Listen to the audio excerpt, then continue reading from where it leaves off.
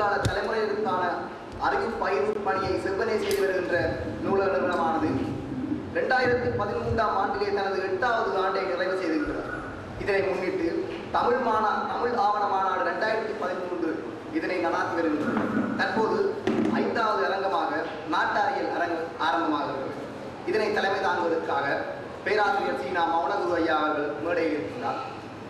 ஆவணப்படுத்தல்களை சமர்ப்பிப்பதற்காக இங்கே வந்திருக்கும் கிழக்கு இலங்கை தமிழ் நாட்டார் கதைகளை ஆவணப்படுத்தல் நடக்க வேண்டியது என்ற கட்டுரை தலைப்பிலே ஆவணப்படுத்தலை மேற்கொள்ள வந்திருக்கும் திரு கே குகன் அவர்களை வரவேற்கின்றேன்.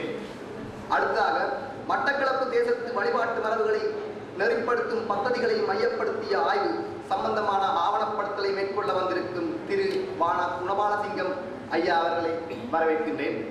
அடுத்ததாக ஈழத்து எழுத்து மரபு சார்ந்த வாய்மொழி பாடல்களை ஆவணப்படுத்துவதற்காக வருகை தந்திருக்கின்ற திரு சீனா சந்திரசேகரம் ஐயா அவர்களை வரவேற்கின்றேன். அடுத்ததாக மட்டக்களப்பு மாவட்டத்திலே வாழ்கின்ற தமிழ் முஸ்லீம் பெண்களிடையே நிலை பெறும் நாட்டுப்புற கதைகள் இது சம்பந்தமான ஆவணப்படுத்தலை மேற்கொள்ள வருகை தந்திருக்கும் செல்வி மானா சுகன்யா அவர்களை வரவேற்கின்றேன். இதற்கு அடுத்ததாக இந்த அரங்கை தலைவரிடம் ஒப்படைத்து நான் அமைகிறேன். நன்றி. அனைவருக்கும் வணக்கம். இந்த அரங்குக்கு இணைப்பாளராக அறிமுகப்படுத்திய இருந்து அனைவரையும் அறிமுகப்படுத்திய நம் சரவணர்களே, இங்கே வந்திருக்கின்ற ஆய்வாளர்கள் சபையோடு உங்கள் அனைவருக்கும் எனது அன்பார்ந்த வணக்கம். காலையில் இருந்து இப்போது வரை 5-4 மணி வரை தொடர்ச்சியாக பல உரைகளை கேட்டுக்கொண்டு பல புதிய ஆய்வாளர்களை கண்டுகொண்டு அவர்களுடைய உரை வீச்சுக்களை செயல்படுத்திக் கொண்டு இருக்கின்றோம். உண்மையில் இன்றைய பொழுது மிகுந்த மகிழ்ச்சிக்குரிய பொருளாக எனக்கு இருக்கிறது. மகிழ்ச்சிக்குரிய பொழுதாக எனக்கு இருக்கிறது. என்னென்னு சொன்னால், காலையில் அந்த முதலாவது ஆய்வு கட்டுரை நான் சென்று வந்த பொழுது அந்த கட்டுரையை வாசித்தவர்கள் எல்லோரும் சென்ற ஆண்டு பல்கலைக்கழகத்திலிருந்து வெளியேறிய ஆராய்ச்சி மாணவர். அது ஒரு முக்கிய சிறப்பாக எனக்கு படுகிறது.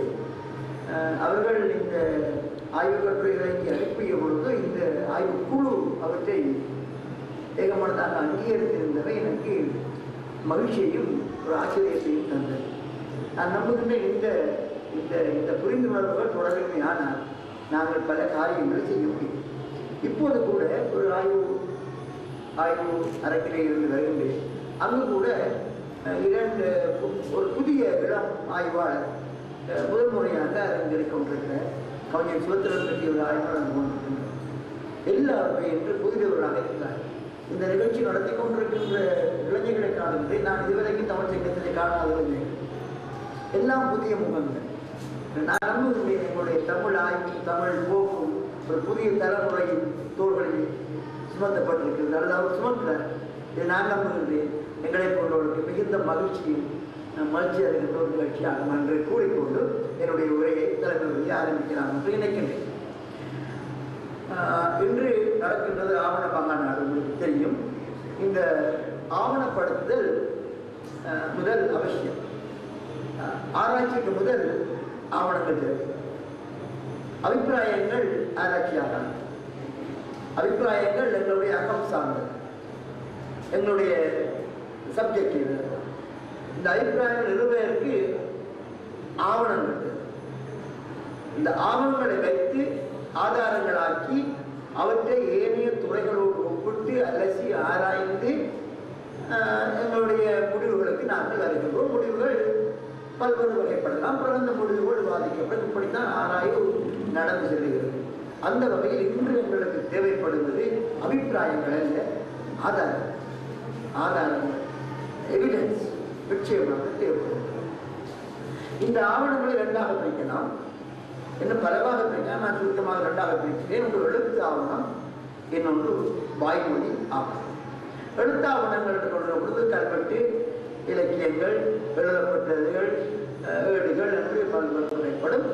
வாய்மொழி இருக்கின்ற பொழுது வாய்மொழி கதைகள், பாடல்கள், பழமொழி என்று பல்வேறு வகையாக தெரியும். இதிலே எங்களுடைய சரித்திர ஆசிரியர்கள் அதிகமாக பாதிப்பது எழுத்து ஆதாரங்களைத்தான். அப்படி ஒரு டிசிப்ளின் அவரிடம் இருக்கின்றது. ஒரு விகரஸ் டிசிப்ளின் வந்து ஆராய்ச்சியாளர் இந்த சரித்திர ஆசிரியர் இருக்கின்றது.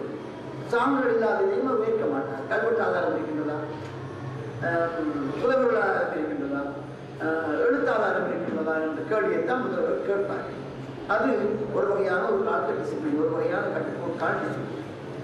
ஆனால் அண்மை காலமாக இந்த எழுத்து இல்லாதவர்களுக்கு, எழுத முடியாதவர்களுக்கு அந்த வரலாற்றை தேடுகின்ற முயற்சிகள் உலகம் பூராவும் எழுந்து கொண்டிருக்கின்றன. அதை புலம்பெயர் மக்கள் ஆய்வு என்று சபார்டினேட் ஸ்டடீஸ் என்று அழைக்கின்றார்கள்.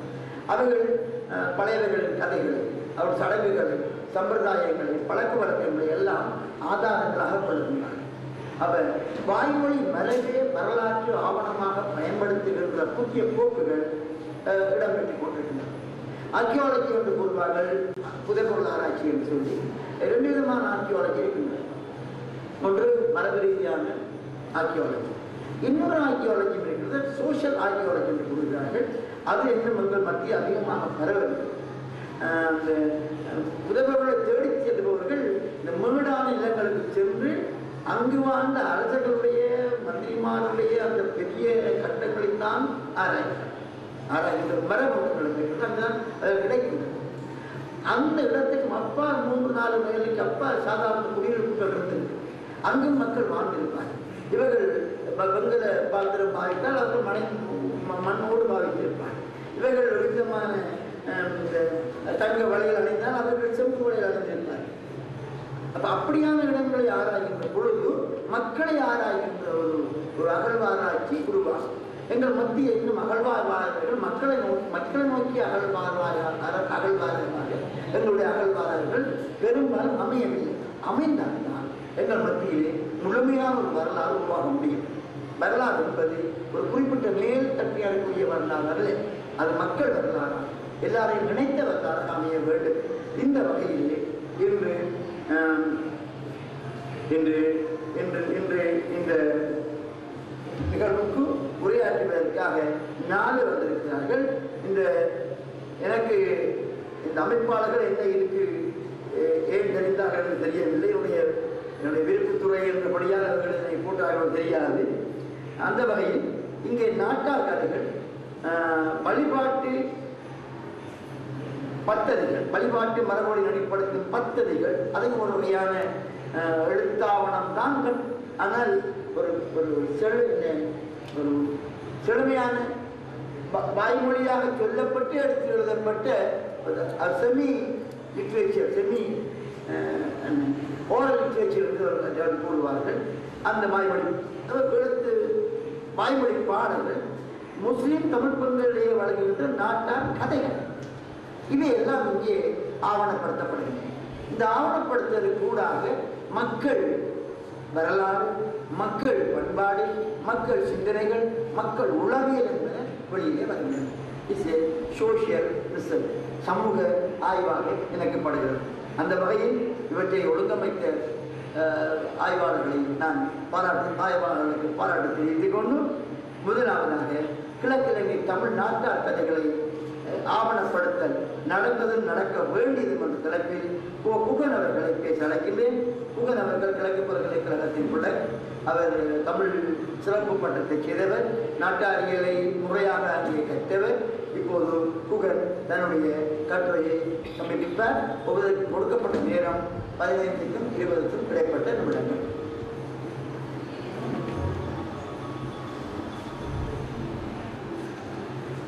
அனைவருக்கும் வணக்கம். கிழக்கிழங்கை தமிழ் நாட்டார் கதைகளை ஆவணப்படுத்தல் நடந்ததும் நடக்க வேண்டியது.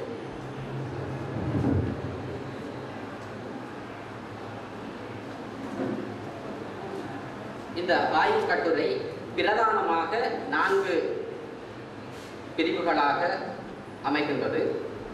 ஒன்று அறிமுகம், 2 கிழக்கிழங்கை தமிழ் நாட்டார் கதைகளை ஆவணப்படுத்த மேற்கொள்ளப்பட்ட முயற்சிகள், 3 கிழக்கிழங்கை தமிழ் நாட்டார் கதைகளை ஆவணப்படுத்த மேற்கொள்ளப்பட வேண்டிய நடவடிக்கைகள், 4 முடிவுரை.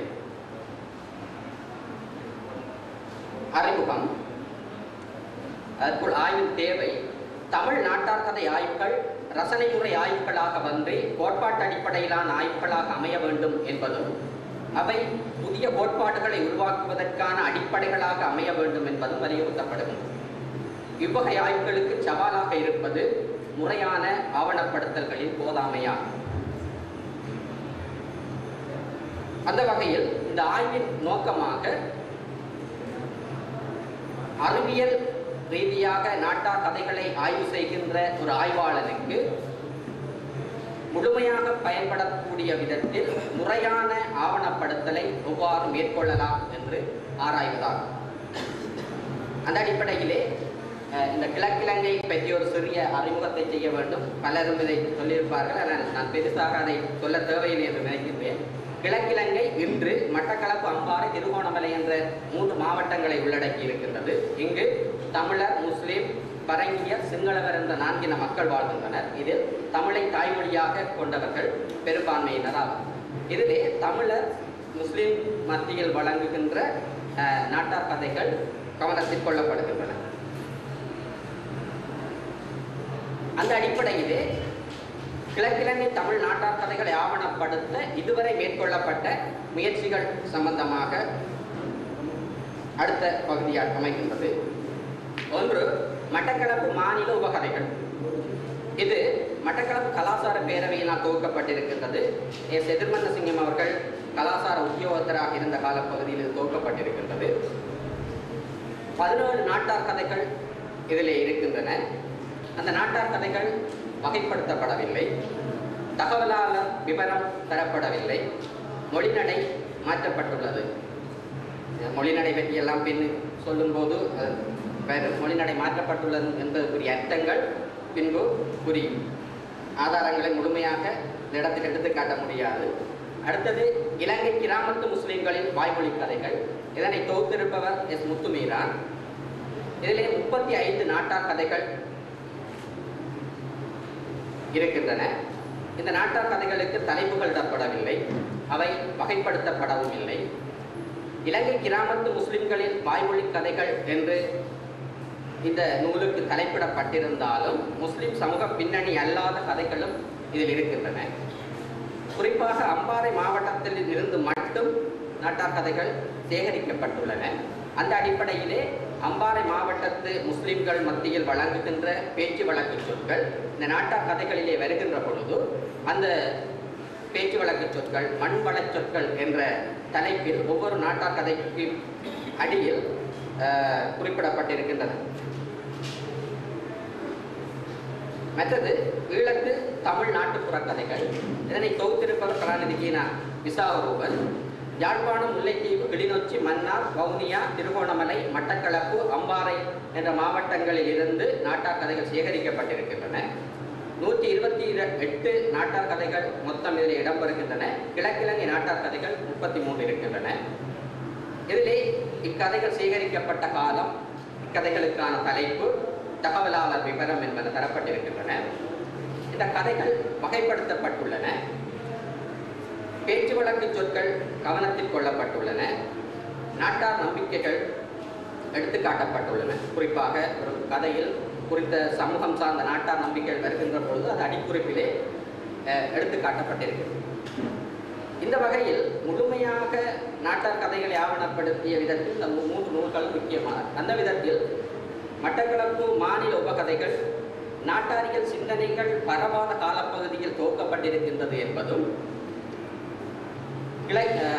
இலங்கை கிராமத்து முஸ்லிம்களின் வாய்மொழி கதைகள் என்ற தொகுப்பு நாட்டாரியல் சிந்தனைகள் பரவிய காலத்திலும் அத்தகைய கிழக்கை அற்று துவக்கப்பட்டிருக்கின்றது என்பதும், ஈழத்து தமிழ் நாட்டுப்புற கதைகள் நாட்டாரியல் சிந்தனைகள் பரவிய காலத்தில் அத்தகைய அறிவியல் ரீதியாக நாட்டார் கதைகளை அணுகுகின்ற ஒரு முன்முயற்சியாக இருக்கின்றது என்பதும் குறிப்பிடத்தக்க விடயங்களாகும்.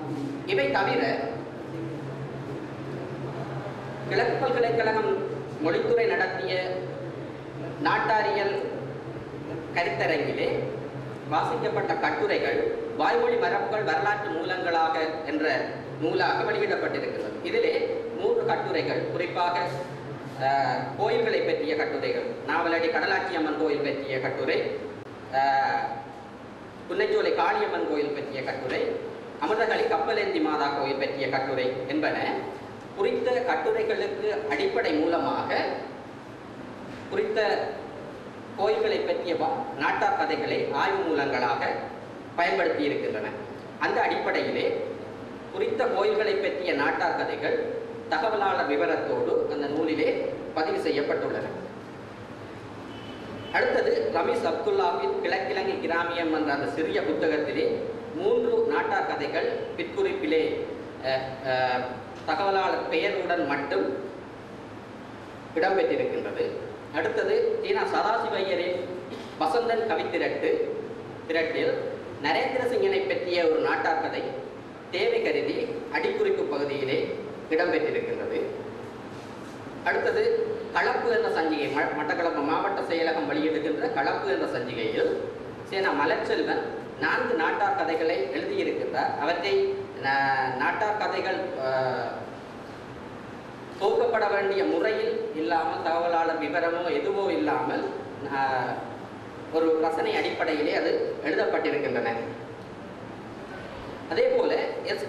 விஜயசூரிய, ஏ.ஜே. குணவர்த்தன, பேனா கணநாத பிள்ளை ஆகியோரால் சிங்களத்திலும் தமிழிலும் இலங்கை நாட்டார் கதைகள் என்ற தொகுப்பு 3 தொடராக வெளிவந்திருக்கின்றது. இந்த தொடர் 3 தொடர்களாக வெளிவந்திருக்கின்றமையை அறிய முடிகின்ற போதும் ஆய்வாளருடைய பார்வைக்கு 2வது தொடர் மட்டுமே கிடைக்கின்றது. இதில் 25 நாட்டார் கதைகள் இருக்கின்றன. அதில் 5 தமிழர்களிடமிருந்து சேகரிக்கப்பட்டிருக்கின்றன. அது அந்த தமிழர்களிடம் சேகரிக்கப்பட்டிருக்கின்றன என்பதை அடிக்குறிப்பில் போடப்பட்டிருக்கின்ற தகவலாளர் பெயரை வைத்து அறிய முடிகின்றது. அந்த அடிப்படையில் அந்த 5 நாட்டார் கதைகளை வாசிக்கின்ற போது அவை யாழ்ப்பாண பேச்சு வழக்கிலே எழுதப்பட்டிருக்கின்றது.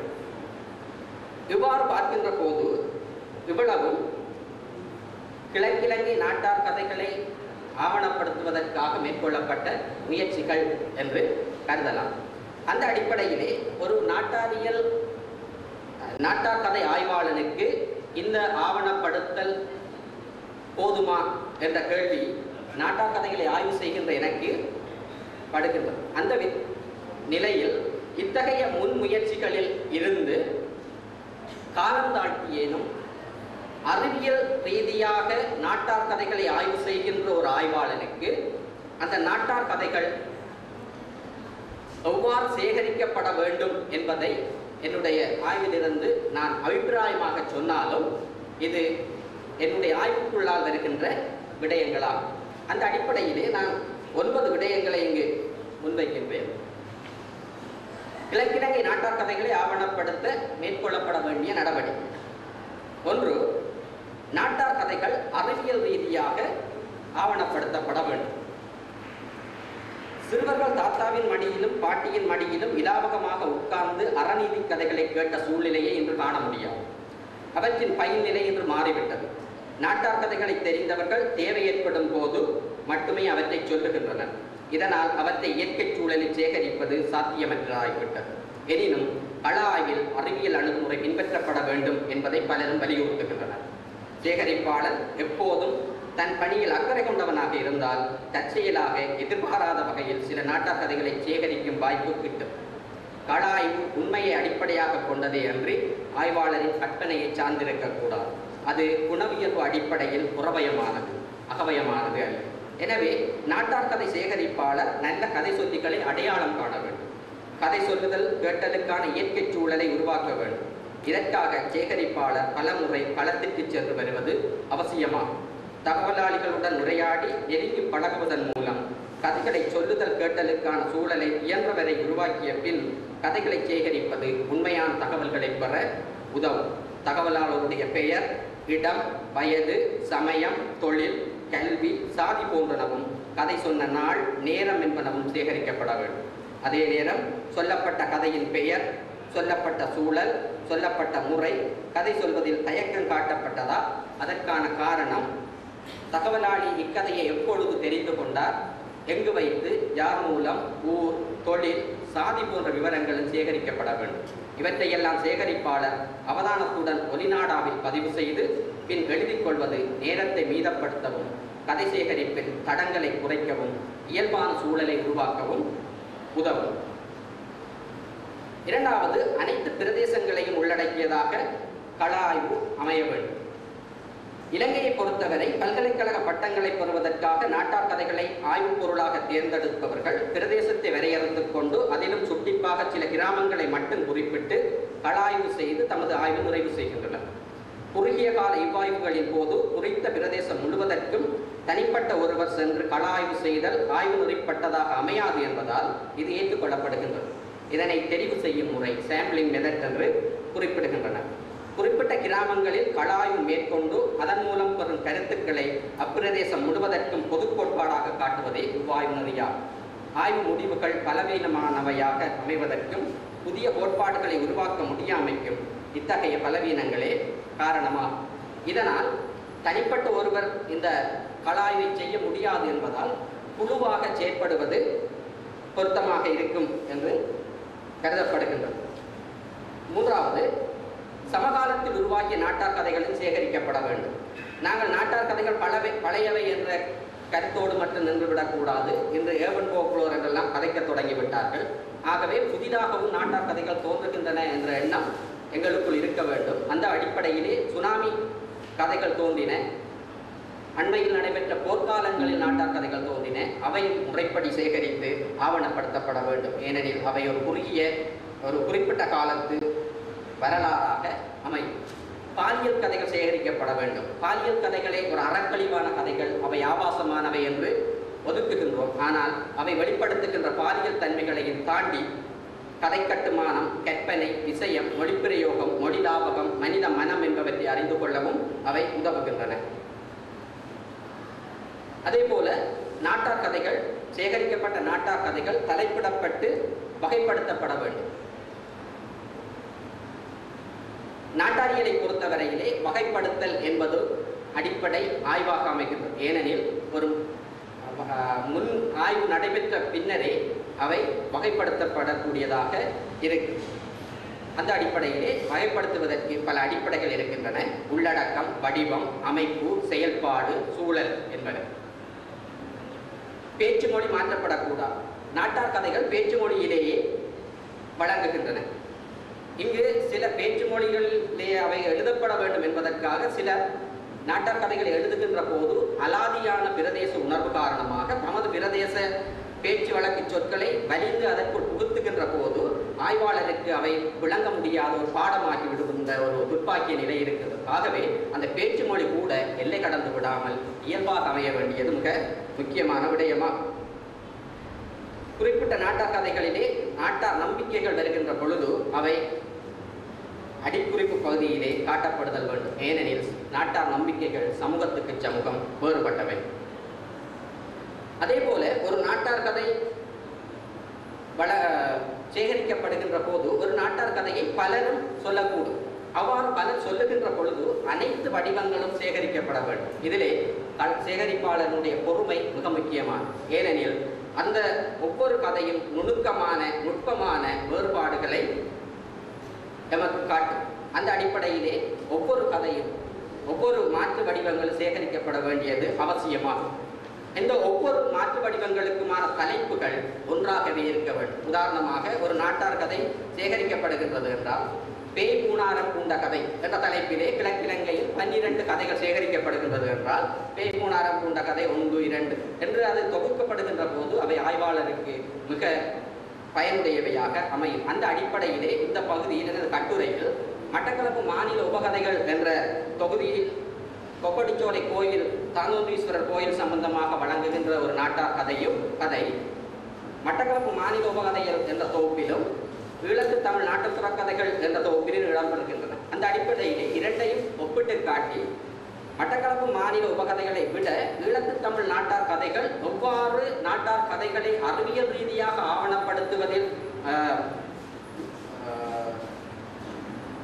ஆவணப்படுத்துவதில் சீரிய பண்புகளை கையாண்டுள்ளது என்பதை இதனை நான் எடுத்து காட்டியிருக்கின்றேன்.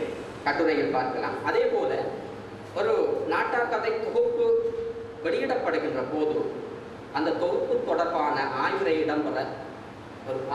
அதன் முன்னுரையாக இடம்பெற வேண்டியது அவசியமாகும். ஏனெனில் ஆய்வாளர் நேரடியாக ஆய்வுக்குள் செல்லுகின்ற போது கள ஆய்வு அனுபவம் இல்லாமல் வகுக்கின்ற அந்த சிக்கல்களை உணராமல் நேரடியாக ஆய்வுக்குள் செல்ல முடியாது.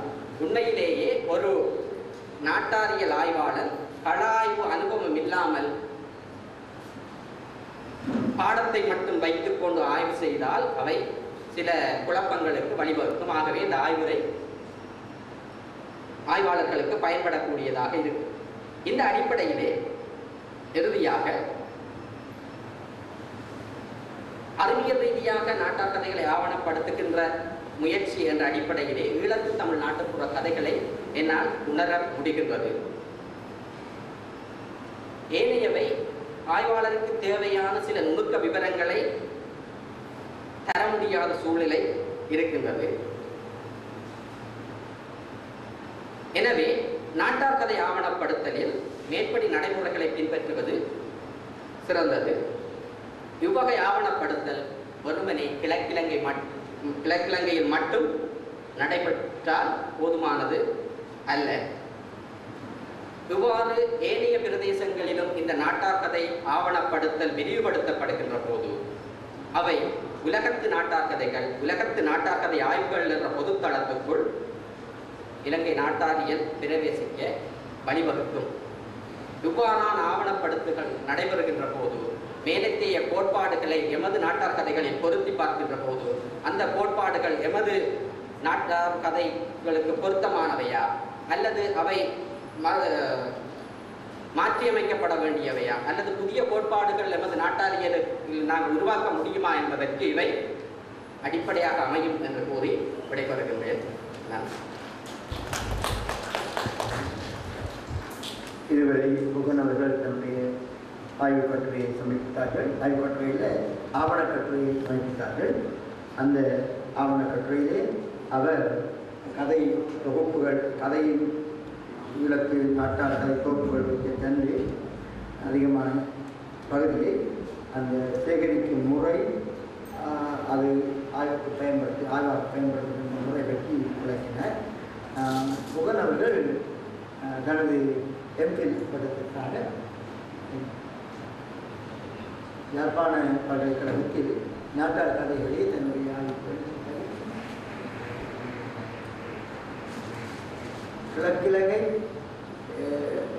கிழக்கிழங்கை தமிழ் நாட்டார் கதைகள் புலப்படுத்தும் சமூக பண்பாட்டு மரபுகள் பற்றி ஆராய்கின்றன.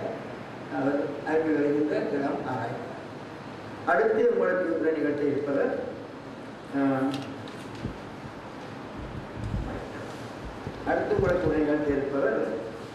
திரு குணபாலசிங்கம் அவர்கள். அவர் மட்டக்களப்பு பிரதேசத்து வழிபாட்டு மரபுகளை நிறைப்படுத்தும் பத்ததிகளை ஆவணப்படுத்த சம்பந்தமாக நிகழ்த்தியிருக்கிறார். மிகவும் சுவையான ஒரு தலைப்பு. மட்டக்களப்பு பத்ததிகள் பலர் அறியாதவை, வழியில் தெரியாதவை. மட்டக்களப்பு வழிபாட்டு முறைகளை அறிந்து கொள்வதற்கு எப்படி ஆகம முறை கோயில்களிலே சில முறைகள் இருக்கின்றனவோ அதே போல ஆகம முறை சாராத கோயில்கள் என்று சில பத்ததிகள் எழுத வைக்கப்பட்டிருக்கின்றன. அந்த பத்ததிகளின்படிதான் கண்ணியம்மன், மாரியம்மன், காளியம்மன் எல்லா சடங்குகளும் நடைபெறுகின்றன. பத்ததிகள் மிக முக்கியமானவை. அந்த பத்ததிகளை பற்றி அவர் ஆவணப்படுத்த சம்பந்தமாக உரையாற்றி இருக்கிறார். குணபாலசிங்கம் அவர்கள் கிழக்கு பல்கலைக்கழகத்தின் ஒரு தயாரிப்பு இந்து நாகரிக துறை வந்த பிறகு அதற்குள்ளால் வெளிப்பட்டு வந்த கோரிக்கை. அவர் துறை சிவசமாக ஜெனரல் செய்ய வேண்டிய நிலை ஏற்பட்டுவிட்டது. அவருக்கு பிறகுதான் ஸ்பெஷல் ஆரம்பிக்கப்பட்டது. ஆனால் இந்து துறை மீது, இந்து பண்பாடு மீது கொண்டிருக்கின்ற தன்னுடைய ஆழ்ந்த காதல் காரணமாக தொடர்ந்து மட்டக்களப்பு சக்தி வழிபாடு, அம்மன் வழிபாடு பற்றி என்னுடைய எம்பிள்ளை யாழ்ப்பாண பல்கலைக்கழகத்தை முடித்திருக்கிறார். இப்போது ஈழத்தில் முருக வழிபாடு சிறப்பாக மட்டக்களப்பு முருக வழிபாட்டை மையப்படுத்தி பிஹெச்டிக்கு பதிவு ஆராய்ந்து கொண்டிருக்கிறார். அவர் வளர்ந்து வருகின்ற இளமாறு. இப்போது குணபாலசிங்கம் அவர்கள் மட்டக்களப்பு தேசத்து வழிபாட்டு மரபுகளை நெறிப்படுத்தும் பத்ததிகளை ஆவணப்படுத்தல் சம்பந்தமாக உரையாற்றுவார்.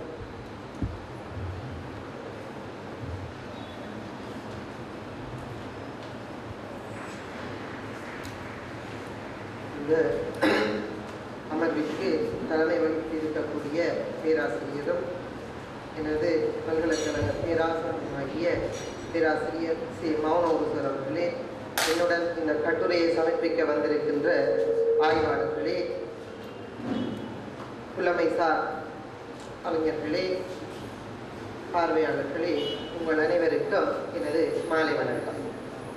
எனது தலைப்பு மட்டக்களப்பு தேசத்து வழிபாட்டு மரபுகளை நெறிப்படுத்தும் பദ്ധதிகளை ஆவணப்படுத்தல். அறிமுகம்: ஒரு சமுதாயத்தின் அல்லது ஒரு இனக்குழுமத்தின் பண்பாடுகளையும் சமுதாய வளமைகளையும் அறிந்து கொள்வதற்கு அச்சமுதாயத்தின் வழக்கில் உள்ள தொன்மங்கள் உதவுகின்றன. இத்தொன்மங்கள் சில வேளைகளில் வரலாற்று மூலங்களாகவும் அமைவதுண்டு. இத்தொன்மங்கள் பற்றிய வகைமைக்குள் அடங்கும் ஒரு சிறப்பம்சம்தான் பத்தாசிகள் எனப்படும் பத்ததிகள்.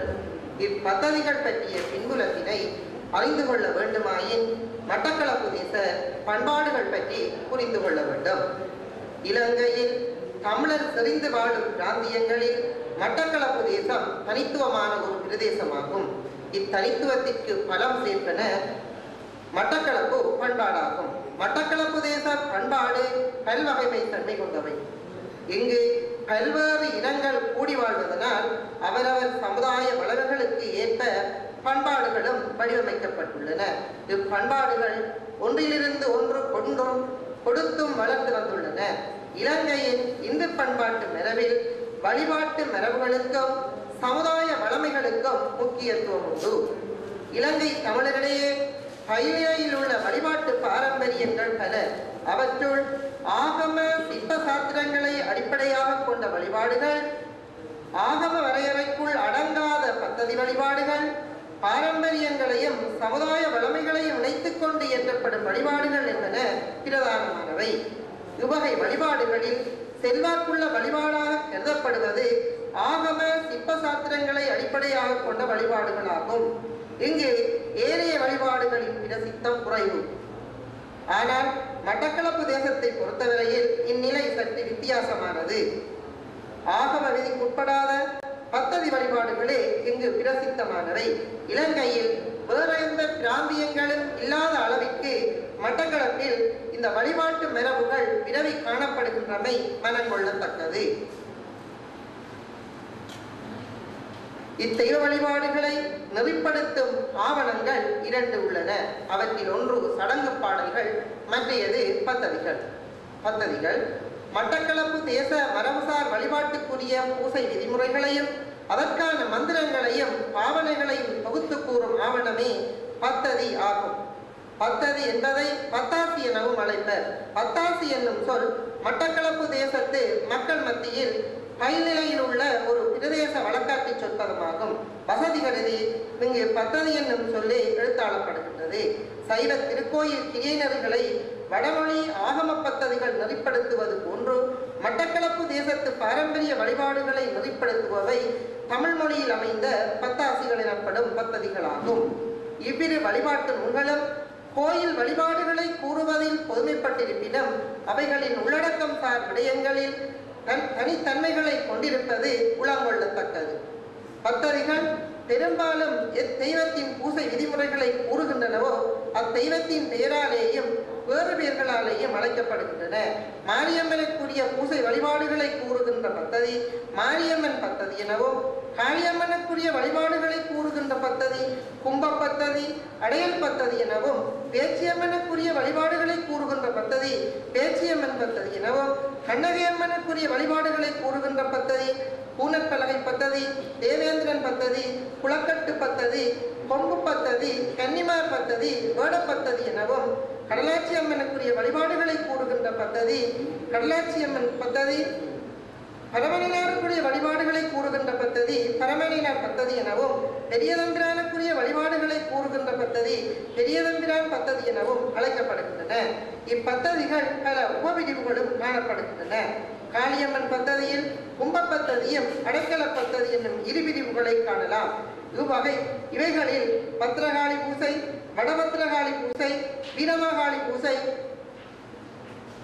கங்காகாளி பூசை, சுடலகாளி பூசை, ருத்ரகாளி பூசை, நரசிங்ககாளி பூசை என பூசை விதிமுறைகள் வகுக்கப்பெற்றும் தொகுப்பாகவும் சில தனித்தனியான பிரிவுகளாகவும் வழங்குவதை காணக்கூடியதாக உள்ளது. அடைக்கல பத்ததி முறைப்படி ஏறாவூர் பத்ரகாளியம்மன் ஆலயத்திலும் பெரிய போரதீவு காளியம்மன் கோயிலிலும் பூசைகள் இடம்பெறுகின்றமை குறிப்பிடத்தக்கது. கண்ணகையம்மன் பத்ததியில் மேற்குறிப்பிட்டது கிணங்க தேவேந்திரன் பத்ததி, பூனட் பத்ததி, முனி பத்ததி, கொம்பு பத்ததி என பிரிவு பத்ததிகளும் காணப்படுகின்றமை இங்கு குறிப்பிடத்தக்க அம்சமாகும். வழிபாடுகள் ஒவ்வொன்றும் இந்த பத்ததிகள்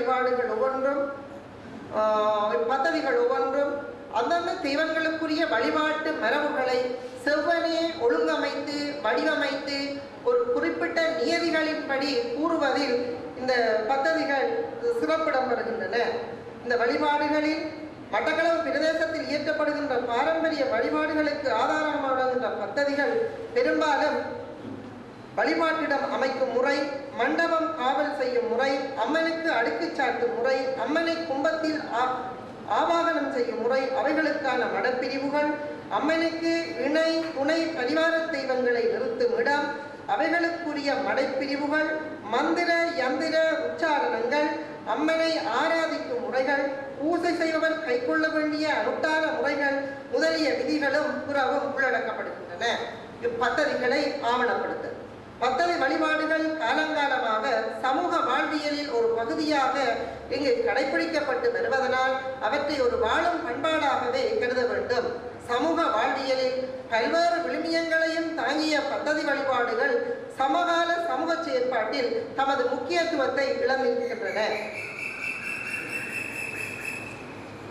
பத்ததிகள் ஆரம்ப காலம் முதல் வாய்மொழி மரபாகவே பயிலப்பட்டு வந்திருக்கின்றன. தம் பரம்பரை சாதாரண ஏனையோருக்கு போய் சேரக்கூடாது என்ற எண்ணம் காரணமாக இவைகள் மறைத்து வைக்கப்பட்டுள்ளன. வெளியுலகிற்கு இவை பற்றிய தெளிவும் விளக்கமும் இல்லை. இவ்வாறான ஒரு சூழலில் அவைகளின் முக்கியத்துவம் வெளிக்கொணரப்படுதலுக்கு பத்ததிகளை ஆவணப்படுத்துவது அவசியமாகும். மட்டக்களப்பு தேச வழிபாட்டுக்குரிய பத்ததிகள் ஆரம்ப காலத்தில் இருந்து வாய்மொழி மரபாக பேணப்பட்டு வந்ததன் காரணமாக சில ஏட்டு பிரதிகளாகவும் பின்னர் கையெழுத்து பிரதிகளாகவும் மாறுகின்ற நிலைமை ஒன்று உருவாகின்றது. இவ்வாறான நிலைமையை பின்வரும் முறையியலின் கீழ் ஆவணப்படுத்தலாம். கையெழுத்து பிரதிகள், செப்பு பட்டய பதிவுகள், அச்சு பிரதிகள், ஒளிநாடா பதிவுகள், இருவட்டு பதிவு பிரதிகள், கணனி பதிவுகள், இணையதள பதிவுகள் முதலிய முறையியலின் கீழ் இவற்றை ஆவணப்படுத்தலாம். இவ்வாறு பத்ததிகள் ஆவணப்படுத்தும் போது பத்ததிகளின் வகைமைகளை அறிந்து கொள்ளவும் இப்பத்ததிகளுக்கு இடையேயான புதுமைகளையும் தனித்தன்மைகளையும் இனங்கண்டு கொள்ளவும் அத்துடன் பத்ததிகளின் உபபிரிவுகளை அடையாளம் கண்டு கொள்ளவும் முடியும். அத்துடன் பத்ததிகளின் மொழி பயன்பாடு, அமைப்பு, ஓசை, வித்துவத்தன்மை முதலியவர்களையும் இனங்காண முடியும். சமூக மாற்றத்துக்கேற்ப பண்பாடும் மாறும் இயல்புடையது. மட்டக்களப்பு தேசத்தை இந்து பண்பாட்டிற்கும் இது பொருந்தும். எனவே மாறும் பண்பாட்டில் பத்ததிகள் நிலைத்திருக்கும் என்பது நிச்சயமல்ல. இந்நிலையில் பத்ததிகள் ஆவணப்படுத்தல் முக்கிய செயற்பாடாகின்றது. அந்த வகையில் மட்டக்களப்பு தேசமெங்கும் விரவி காணப்படுகின்ற வழிபாடுகளை கூர்ந்து அவதானிக்கும் போது இவ்வழிபாடின் தனித்தன்மைகளை அறிய முடிகின்றது. அத்துடன் இவ்வழிபாட்டுக்கு ஆதாரமாக விளங்குகின்ற பத்ததிகளை பார்வையிடுவதற்கும் அதில் உள்ள அம்சங்களை அறிவதற்கும் இடர்பாடுகள் பல உள்ளன. இருப்பினும் சில பத்ததிகளை போட்டோ பிரதி செய்ய தந்துதவியமை குறிப்பிடத்தக்கது. அவைகளை அடிப்படையாக கொண்டு பத்ததிகள் ஆவணப்படுத்தும் முயற்சி தொடர்கின்றன. மட்டக்களப்பில் பல பத்ததிகள் வாய்மொழி மரபாகவும் கையெழுத்து பிரதியாகவும் காணப்படுகின்ற வேளையில் முதலில் கண்ணகையம்மன் பத்ததியும் பாடல்களும் என்ற தலைப்பில் கண்ணங்குடாவைச் சேர்ந்த ஆறுமுகம் என்பவர் அச்சில் வெளியிட்டமை பத்ததிகளை ஆவணப்படுத்தலுக்கு ஓர் முன்மாதிரியாகும். பின்வரும் கோயில்களின் பத்ததிகள் இங்கு ஆவணப்படுத்தப்படுகின்றன. காளி கோயில் பத்ததி ஏறாவது. பத்ததிகளை ஆவணப்படுத்தும் முதலில் ஒரு குறிப்பு சொல்ல வேண்டும். பின்வரும் பத்ததிகளை ஆவணப்படுத்தப்படுகின்றன. இந்த ஆவணப்படுத்தலுக்குரிய முழு வடிவமும் வெளிவர இருக்கின்ற அந்த தொகுப்பு நூலில் இடம்பெறும். அவை பற்றிய சுருக்கமான குறிப்பினை தரலாம் என்று நினைக்கின்றேன். பத்ததிகளை ஆவணப்படுத்தும் முயற்சியில் ஏறாவூர் காளி கோயில் வழிபாடுகளை கூறுகின்ற பத்ததி முக்கியத்துவம் வருகின்றன. இப்பத்ததி அடையல் பத்ததி என வழங்கப்படுகின்றது. இப்பத்ததியை தந்துதவியவர் ஏறாவூரை சேர்ந்தவரும் அக்கோயிலின் பூஜை புரிகின்றவருமான ஸ்ரீஸ்கந்தராஜா வயது 50 என்பவராவர். அதே போல் கண்ணங்குடா கண்ணகியம்மன் பദ്ധதி குறிப்பாக கூனற்பலகை விதிமுறையை தந்து உதவியவர் கண்ணங்குடாவை சேர்ந்தவரும் அக்கோயில் பூசகருமாகிய சின்னவிப்போடி கிருஷ்ணபிள்ளை என்பவர். அதே போல் அவரே இன்னும் ஒரு பദ്ധதியை தந்து உதவினார். மாரியம்மன் பദ്ധதி என்று கண்ணங்குடாவில் உள்ள மாரியம்மன் கோயில் வழிபாடுகளை கூறுகின்ற மாரியம்மன் பദ്ധதியை தந்து உதவினார். தாளங்குடா பரமநேனார் கோயில் பദ്ധதியை தந்து உதவியவர். இந்த பദ്ധதியை பற்றி சொல்ல வேண்டும். பദ്ധதி ஏட்டு பிரதியாக உள்ளது. இவ்வேட்டில் 20 ஓலைகள் இருபக்கமும் எழுதப்பட்டுள்ளன. இவ்வேடு 20 சென்டிமீட்டர் நீளத்தினையும் 3 சென்டிமீட்டர் அகலத்தினையும் உடையது. இதனை தற்காலம் மட்டக்களப்பில் வசித்து வருபவரும் தாளங்குடா பரமநேனார் கோயிலில் பூசகருமான திருவாளர் மாணிக்கப்போடி தங்கராஜா என்பவர் தந்து உதவினார் என்பது குறிப்பிடத்தக்கது. அதேபோல் தாளங்குடாவில் உள்ள இன்னும் ஒரு பெரியதம்பிரான் கோயில் பദ്ധதி ஏட்டு வடிவில் கிடைக்கப்பட்டுள்ளன. அந்த பദ്ധதி 30 சென்டிமீட்டர் நீளமும் 3 சென்டிமீட்டர் அகலம் உடையது. ஏட்டின் இரு பக்கங்களிலும் எழுதப்பட்டுள்ளன. இதனை தந்து உதவியவர் ஆர்மோதான் குடியிருப்பைச் சேர்ந்த சி ராஜேந்திரம் என்பவர். அவர் தற்காலம் அமரத்துவம் அடைந்து விட்டார். இந்த குறிப்பாக நான் ஆவணப்படுத்துவதற்கு கிடைத்த இந்த பദ്ധதிகளில் இந்த பദ്ധதியில் ஒரு விசேடம் இருக்கின்றது என்னவென்றால், இந்த பദ്ധதி எழுதப்பட்ட வருடம், என்னத்துக்காக இந்த பദ്ധதியை தான் எழுதினர் என்ற குறிப்பும் இந்த பദ്ധதி எழுதியவருடைய பேரும் இந்த ஏட்டில் கிடைக்கப்படுகின்றமை குறிப்பிடத்தக்க அம்சமாகும். இந்த பദ്ധதி எழுதினவர் என்ற பெயர் சின்ன தம்பி காளிக்குட்டி என்று சொல்லி குறிப்பிடப்பட்டிருக்கின்றது. பெரிய தம்பிரானுக்கு பத்தாசி தெய்வத்தினை அருளை கொண்டு எழுதி முடித்தேன் என்று சொல்லி முற்றுப்பெற வைத்திருக்கின்றார் இந்த பദ്ധதியின் முடிவில். அதேபோல் ஆர்மோதாங்குடியில் கிடைத்த இன்னும் ஒரு பദ്ധதி பெரிய தம்பிரான் பദ്ധதி. இந்த பദ്ധதி ஓலை வடிவில் உள்ளது. இந்த ஏட்டில் குத்து வைக்காத எழுத்துக்கள் காணப்படுகின்றன. அதனுடைய நீளம் 15 சென்டிமீட்டர் நீளமும் 2.5 சென்டிமீட்டர் அகலம் உடையது. இதனை தந்துதவிய அவ்வூரை சேர்ந்தவரும் அந்த கோயிலில் பூசை புரிகின்றவருமான பரம்பரையில் வந்தவருமான திருவாளர் கணபதி பிள்ளை சேகரம் என்பவர் தந்து உதவினார். நிறைவாக மட்டக்களப்பு தேசமெங்கும் பிறந்து காணப்படும் பத்ததி வழிபாடுகள் இப்பிராந்திய மக்களின் பண்பாடுகள் மட்டுமன்றி வரலாற்று மூலங்களும் கூட இவ்வழிபாட்டை நெருப்படுத்துகின்ற அரிய பத்ததிகள் பல இன்று சிதைவடைந்துள்ளமையுடன் காணாமல் போயும் உள்ளன. பத்ததிகளை பராமரிப்போர் சரியான முறையில் அவைகளை கையாளாமையின் காரணமாக உருக்குலைந்து போயுள்ளன. எமக்கு கிடைத்துள்ள பத்ததி ஏடுகளும் கையெழுத்து பிரதிகளும் கணனி பதிவாக்கும் செயற்பாடுகள் நடைபெற்றுக் கொண்டிருக்கின்றன. இப்பத்ததிகளை ஆவணப்படுத்தும் செயற்பாடு இன்றைய சூழலுக்கு இன்றியமையாதது என கேட்டுக்கொண்டு எனக்கு இந்த வாய்ப்புக்கு வழிகாட்டிய பேராசிரியர் ஸ்ரீ மௌனோபசருக்கு நன்றி கூறி, வாய்ப்பு வழங்கிய நூலக நிறுவனத்தாருக்கும் நன்றி கூறி, இதனை செவிமடுத்திருந்த அனைவருக்கும் நன்றியை கூறி விடைவிட்டு செல்கிறேன். நன்றி, வணக்கம். சரி, வனபாலசிங்கம் நான் அறிந்த வரையில் இந்த விஷயங்களை தேடி போடுறது பைத்தியம், ஒரு வகையான ஒரு வெறி பிடித்தவர். தேடி தேடி அலைந்து சேகரித்தார். அவரிடம் நியாயமான புத்ததிகள் இருக்கிறது. இங்கெல்லாம் எடுத்து கொண்டு சேர்த்து வச்சிருக்கிறேன் நிறைய. இவரை நாங்கள் செஞ்சாங்கபடி பயன்படுத்திக் கொள்ள வேண்டும். முக்கியமாக இந்து கலாச்சார திணைக்களம் அவர் நன்றாக பயன்படுத்திக் கொள்ளலாம். இந்து கலாச்சார திணைக்களம் ஒரு பத்ததி சம்பந்தமான ஒரு நூலை வெளியிடுனால் நான் நம்புகின்றேன் அது மிகுந்த உதவியாக இருக்கும். அவரை நாங்கள் பத்ததி பூஷணம் பண்ணி ஒரு பட்டம் கொடுக்கலாம் என்று நம்புகின்றேன். அவருடைய நிறைய வேட்டி பதிகள் இருக்கிறது. எப்படியாவது வசப்படுத்தி எழுதி கொண்டு வந்துவிடுவேன். ஒரு நிறைந்த பயனுள்ள தகவலை அவர் எங்களுக்கு தந்தார். அடுத்து பேச இருப்பவர் சின்னத்தம்பி சந்திரசேகரம் அவர்கள்.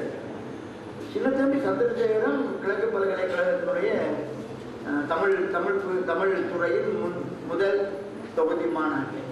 அவர் அங்கேயே விரிவுரையாளராக நியமனம் பெற்று அங்கே எம்ஃபில் பட்டத்தை முடித்து இப்போது PhD பட்டத்தை அவர் முடித்து கொடுக்கும் தருவாயில் இருக்கின்றார். அவருடைய BA டெசிடேஷன் மண்டூர் பிரதேச வாய்மொழிப்பாளர்கள். அவருடைய எம்ஃபில் பட்ட படிப்பு மட்டக்களப்பு எழுத்து மொழி சார்ந்த வாய்மொழிப்பாளர்களின் ஆக்க முறைமை. இப்போது PhDக்கு கிழக்கிழங்கை எழுத்து மரபு சார்ந்த வாய்மொழிப்பாளர்கள், அதன் அழகியலும் வாழ்வியல் பண்ணும். பேர் கூட வருகிறேன் என்றால் இவர்கள் எல்லோருமே தொடக்க புள்ளியாக ஒன்றை வைத்திருந்தால் என்றால் அதையே தங்களுடைய வாழ்க்கை நோக்கமாக கொண்டு செயல்படுகின்றவர்கள். ஒரு ஆராய்வாளனுக்குரிய மிகுந்த நல்ல பண்புகள் ஒன்றும் அதுதான். மைக்கேலுடைய என்கின்ற அந்த மாணவியலாளர் மட்டக்களப்புக்கு ஏறத்தாழ 30 வருஷங்களுக்கு முன்பு ஆராய வந்தால் திருக்கோவிலே உள்ள ஒரு பல்வேறு விஷயங்களை ஆராய்ந்த இடத்தில் ஒரு குறிப்பிட்ட பின்தங்கிய சமூகத்தையும் சேர்த்துக்கொண்டார். 30 வருஷமாக அவர் தொடர்ந்து அந்த சமூகத்தை ஆராய்ந்து, தனிப்பட்ட குடும்பங்களை ஆராய்ந்து, அந்த ஊருக்கே தெரியாத பல விஷயங்களை அவர் சொல்கிறார். நான் முறை இதுதான் அந்த அர்ப்பணிப்பான ஆராய்வு, ஆழமான ஆராய்வு, கீழே இறங்கி போகின்ற ஆராய்வு. அந்த ஆராய்வு முறையிலே இவர்களெல்லாம் வருவது கண்டு மகிழ்ச்சி அடைகின்றேன். இப்போது சந்திரசேகர் அவர்கள் மட்டக்களப்பில் எழுத்து மரபு சார்ந்த வாய்மொழி பாடல், உங்களுக்கு தெரியும், வாய்மொழி பாடல்கள் 2 வகை இருக்கின்றன. வாய்மொழியாக பாடுபவை, எழுத்து எழுதப்பட்டு வாய்மொழி பாடல்கள். இப்போ சொல்கிற பத்தாசி, கூத்து எல்லாமே அந்த எழுத்து மொழி சார்ந்த வாய்மொழி பாடல்களாக இருக்கு. அந்த எழுத்துப்படி சார்ந்த வாய்மொழி பாடல்களை பற்றி இப்போது உரையாற்று. தலைவர் அவர்களே, ஆய்வாளர்களே, இங்கு வீட்டிருக்கின்ற பெரியவர்களே, நண்பர்களே, அனைவருக்கும் எனது மாலை வணக்கம். என்னுடைய ஆய்வு தலைப்பு எழுத்து மரபு சார்ந்த வாய்மொழி பாடல்களை ஆவணப்படுத்து. பொதுவாக இலக்கியங்களை நாம் எழுத்து மொழி இலக்கியம், வாய்மொழி இலக்கியம் என்று 2ஆக பகுப்பது ஒரு மரபாக இருந்து வருகின்றது. ஆனால் தென்கிழக்காசிய பிராந்தியங்களிலே இத்தகைய ஒரு பகுப்பு முறையினை செய்வதிலேயே உள்ள சிக்கல்களை, அவ்வாறு செய்ய முடியாத நிலை பற்றி பவுண்டரிஸ் ஆஃப் த டெக்ஸ்ட் என்ற நூலிலே C.S. புளுகிகர் போன்றோர் ஆய்வு செய்துள்ளனர். இத்தகைய ஒரு இலக்கிய மரபு, ஒரு பாடல் மரபு, அதாவது எழுத்து மொழியினுடைய பண்புகளும் வாய்மொழியினுடைய பண்புகளும் இணைந்த ஒரு மரபு தமிழிலும் இருந்து வருவது இதுவரை கவனிக்கப்படவில்லை. தென்கிழக்காசிய பிராந்தியங்களில் சில இலக்கியங்கள் அழிக்க நிலையில் நிலை வருகின்றது. இந்த அழிக்க நிலையில் நிலை வருகின்ற தன்மை காரணமாக வாய்மொழிக்கும் எழுத்துக்கும் அழிக்கைக்கும் இடையேறாத பரஸ்பர ஊடாட்டம் ஒன்று நிலை வருவதாக இந்த ஆய்வாளர்கள் எடுத்து காட்டியுள்ளனர். இதன் காரணமாக இத்தகைய வாய்மொழியினது பண்புகளும் எழுத்து மொழியினுடைய பண்புகளும் இணைந்ததும் இரண்டுக்கும் இடைப்பட்ட மொழியாடல் உள்ளதுமான இலக்கியங்கள் தோன்றியுள்ளதாக அவர்கள் எடுத்து காட்டியுள்ளனர். இத்தகைய இலக்கியங்கள் நம்முடைய தமிழிலும் நீண்ட காலம் இருந்து நிலை வருகின்றது. குறிப்பாக அதிகம் கல்வி அறிவினை பெறாத கிராமிய புலவர்கள் வாய்மொழி மரபுகளை பின்பற்றி பாடல்களை எழுதி அவற்றை மக்கள் மத்தியிலே அளிக்க செய்து வருகின்றது. கிராமப்புறங்களிலே இப்போதும் அதனை காணலாம். அவை எழுத்திலே உருவாக்கப்படுகின்றன. கையெழுத்து பிரதிகள், அச்சு பிரதிகள் என்ற 2 வடிவங்களிலே அவை உள்ளன. அச்சு பிரதிகள் பெரும்பாலும் 4 தொடக்கம் 12 பக்கங்களை கொண்ட சிறு நூல்களாக உள்ளன. சில பாடல்கள் துண்டு பிரசுரங்களாக உள்ளன. இவை இந்த அச்சு பிரதிகள் கிராமிய புலவர்களால் மக்கள் மத்தியிலே பாடிக்காட்டி விற்பனை செய்யப்படுகின்றன. இவை எழுத்திலே உருவாக்கப்பட்டாலும் வாய்மொழி மரபில் காலூன்றியவையாக அமைகின்றன. இப்பாடல்களை பெரும்பாலும் வாய்மொழியாகவே இப்பாடல்கள் பரிமாற்றம் செய்யப்படுகின்றன. அழிக்கையே இப்பாடல்களின் மையமாக உள்ளது.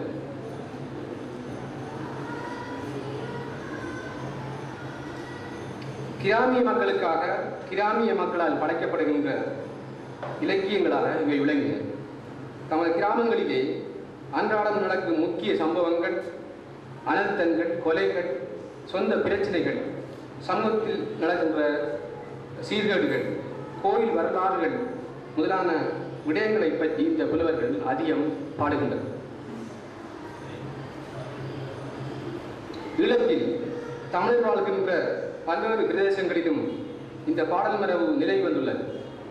ஆனாலும் மட்டக்களப்பு, அம்பாறை ஆகிய பிரதேசங்களில் இப்பாடல்கள் இன்று வரை வலுவான ஒரு மரபாக நிலை வருகின்றன. எனவே இந்த ஆவணப்படுத்தல் முயற்சியும் இவ்விரு பிரதேசங்களையும் அடிப்படையாக கொண்டதாகவே அமைகின்றன.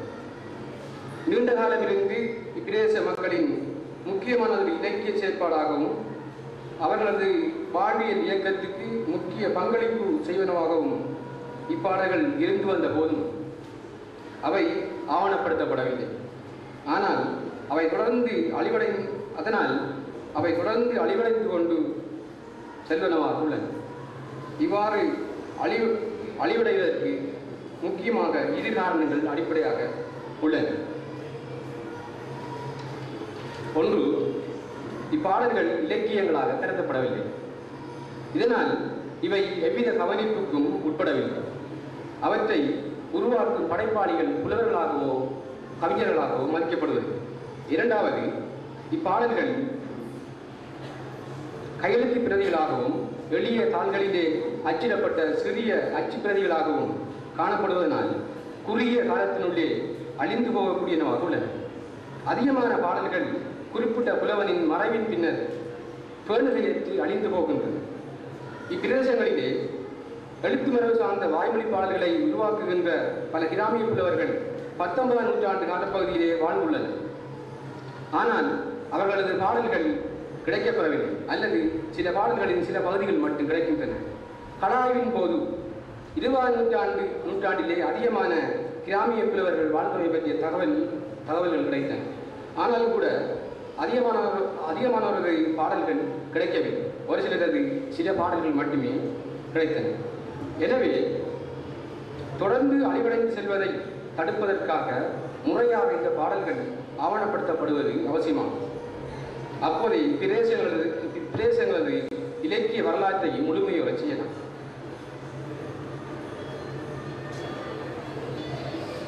இதனை கருத்தில் கொண்டு மட்டக்களப்பு, அம்பாறை ஆகிய பிரதேசங்களில் 2010 தொடக்கம் 2011ஆம் ஆண்டு வரையான காலப்பகுதியில் மேற்கொண்ட கலாய்வுகள் மூலம் அதிகமான எழுத்து மரபு சார்ந்த வாய்மொழி பாடல்கள் சேகரிக்கப்பட்டது.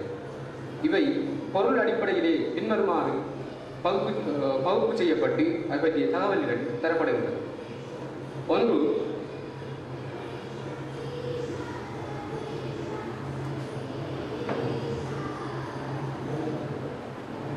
சமூக பிரச்சனை பற்றிய பாடல்கள், அரசியல் சார்ந்த பாடல்கள், சமய பாடல்கள். இந்த பிரிவுகள் ஒவ்வொன்றினுள்ளும் பல்வேறு உபபிரிவுகள் அடங்குகின்றன. எழுத்து மரபு சார்ந்த வாய்மொழி பாடல்கள் பெரும்பாலும் சமூக பிரச்சனை பற்றியனவாகவே அமைந்துள்ளன. இந்த வகைப்பாட்டினுள் இயற்கை அனர்த்தங்கள், மரணங்கள், குடும்ப பிரச்சனைகள், வெளிநாட்டுக்கு பணியாட்களாக செல்லுதல், சமூக சீரழிவுகள் என பல்வேறு பிரச்சனைகள் பற்றிய பாடல்கள் அடங்குகின்றன. சமூக பிரச்சனை பற்றிய பாடல்களில் அதிகமானவை இயற்கை அனர்த்தங்களை பற்றியவை. முக்கியமாக 1957ஆம் ஆண்டு ஏற்பட்ட பெருவெள்ளம், 78ஆம் ஆண்டு ஏற்பட்ட சூறாவளி, 2004ஆம் ஆண்டு ஏற்பட்ட சுனாமி ஆகிய இயற்கை அனர்த்தங்களை பற்றிய பாடல்கள் இதில் அடங்குகின்றன. இவை அவ்வனர்த்தங்கள் ஏற்பட்ட பின்னர் நிலவிய துன்பியல் சூழலில் பாடப்பட்டவையாகும். இப்பாடல்கள் காவியம், அம்மானை, கும்மி ஆகிய வடிவங்களிலே பாடப்பட்டுள்ளன. இந்த பாடல்கள் அநேகமானவை எழுத்து வடிவிலே, நூல் வடிவிலே உருவாக்கப்பட்டது. குறிப்பிட்ட அனர்த்தங்களின் போது தமது பிரதேச மக்கள் எதிர்கொண்ட அவலங்களையும் அழிவுகளையும் பற்றிய வரலாற்று பதிவுகளாகவும் இந்த பாடல்கள் உள்ளன. இந்த பாடல்கள் பின்வருமாறு தரப்படுகின்றன.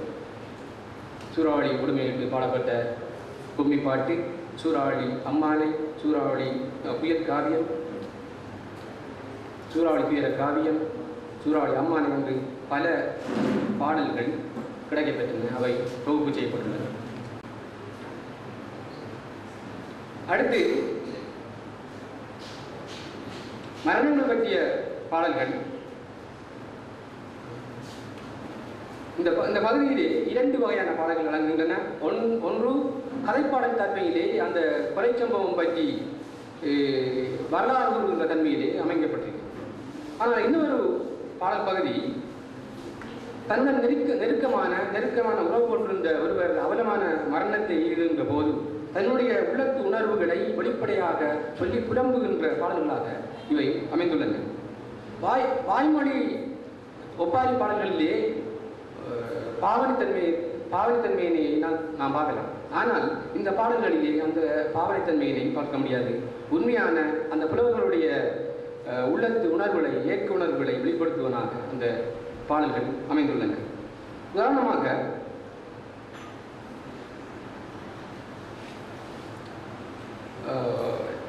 முன்னாள் முஸ்லீம் காங்கிரஸ் தலைவர் எம்எச்எம் அஸ்ரப் அவர்கள் இறந்த போது உடனே தனக்கு ஏற்பட்ட வேதனைகளை மருதமனையைச் சேர்ந்த ரஹ்மத்துமா என்பவர் 170 கவிகளிலே எழுதியுள்ளார். அதிலே அந்த அந்த பெண்ணினுடைய மனதிலே ஏற்பட்ட அந்த இயக்கத்தை எந்தவித ஒளிவு முறையும் இல்லாமல் அவர் பாடியுள்ளார். இந்த பாடல்களிலே முக்கியமாக அமைகின்ற தன்மை இந்த வெளிப்படையான உண்மையான உணர்வுகளுடைய பிரதிபலிப்பாக அமைவதுதான். அடுத்து எழுத்து மரபு சார்ந்த வாய்மொழி பாடல்களில் குடும்ப பிரச்சனை பற்றிய பாடல்கள் மிகவும் பிரதானமாகவே. முக்கியமாக முஸ்லீம் பெண்கள் தமக்கு குடும்பத்திலே ஏற்படுகின்ற பிரச்சனைகளையும் துயரங்களையும் கவிகளாக எழுதும் வழக்கினை கொண்டுள்ளார்கள். இத்தகைய கவிகளிலே பெண்களின் இயல்பான வேதனை உணர்வுகள் வெளிப்படுத்தப்பட்டுள்ளன. இந்த கவித்தொகுதிகள் பல கிடைக்கப்பெற்றன. அதை வாசித்து காட்டுவதற்கு நேரம் போதாமையால்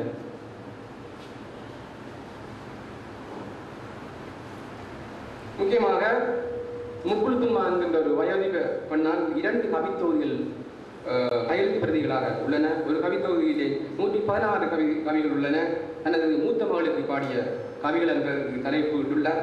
அடுத்தது தன்னுடைய இளைய மகளுக்கு பாடிய கவிகளிலே 46 கவிகள் நினைக்கிறேன், 46 கவிகள் கம்பெற்றுள்ளன. அவ்வாறு ஏறாவதைச் சேர்ந்த 19ஆம் நூற்றாண்டைச் சேர்ந்த மைமுனாட்சி என்கின்ற ஒரு பெண் தனக்கு பிள்ளை இல்லை என்கின்ற இயக்கத்தினால் பல கவிகளை எழுதியுள்ளார். இப்போது அவை வாய்மொழியில் தான் நிலவுகின்றன.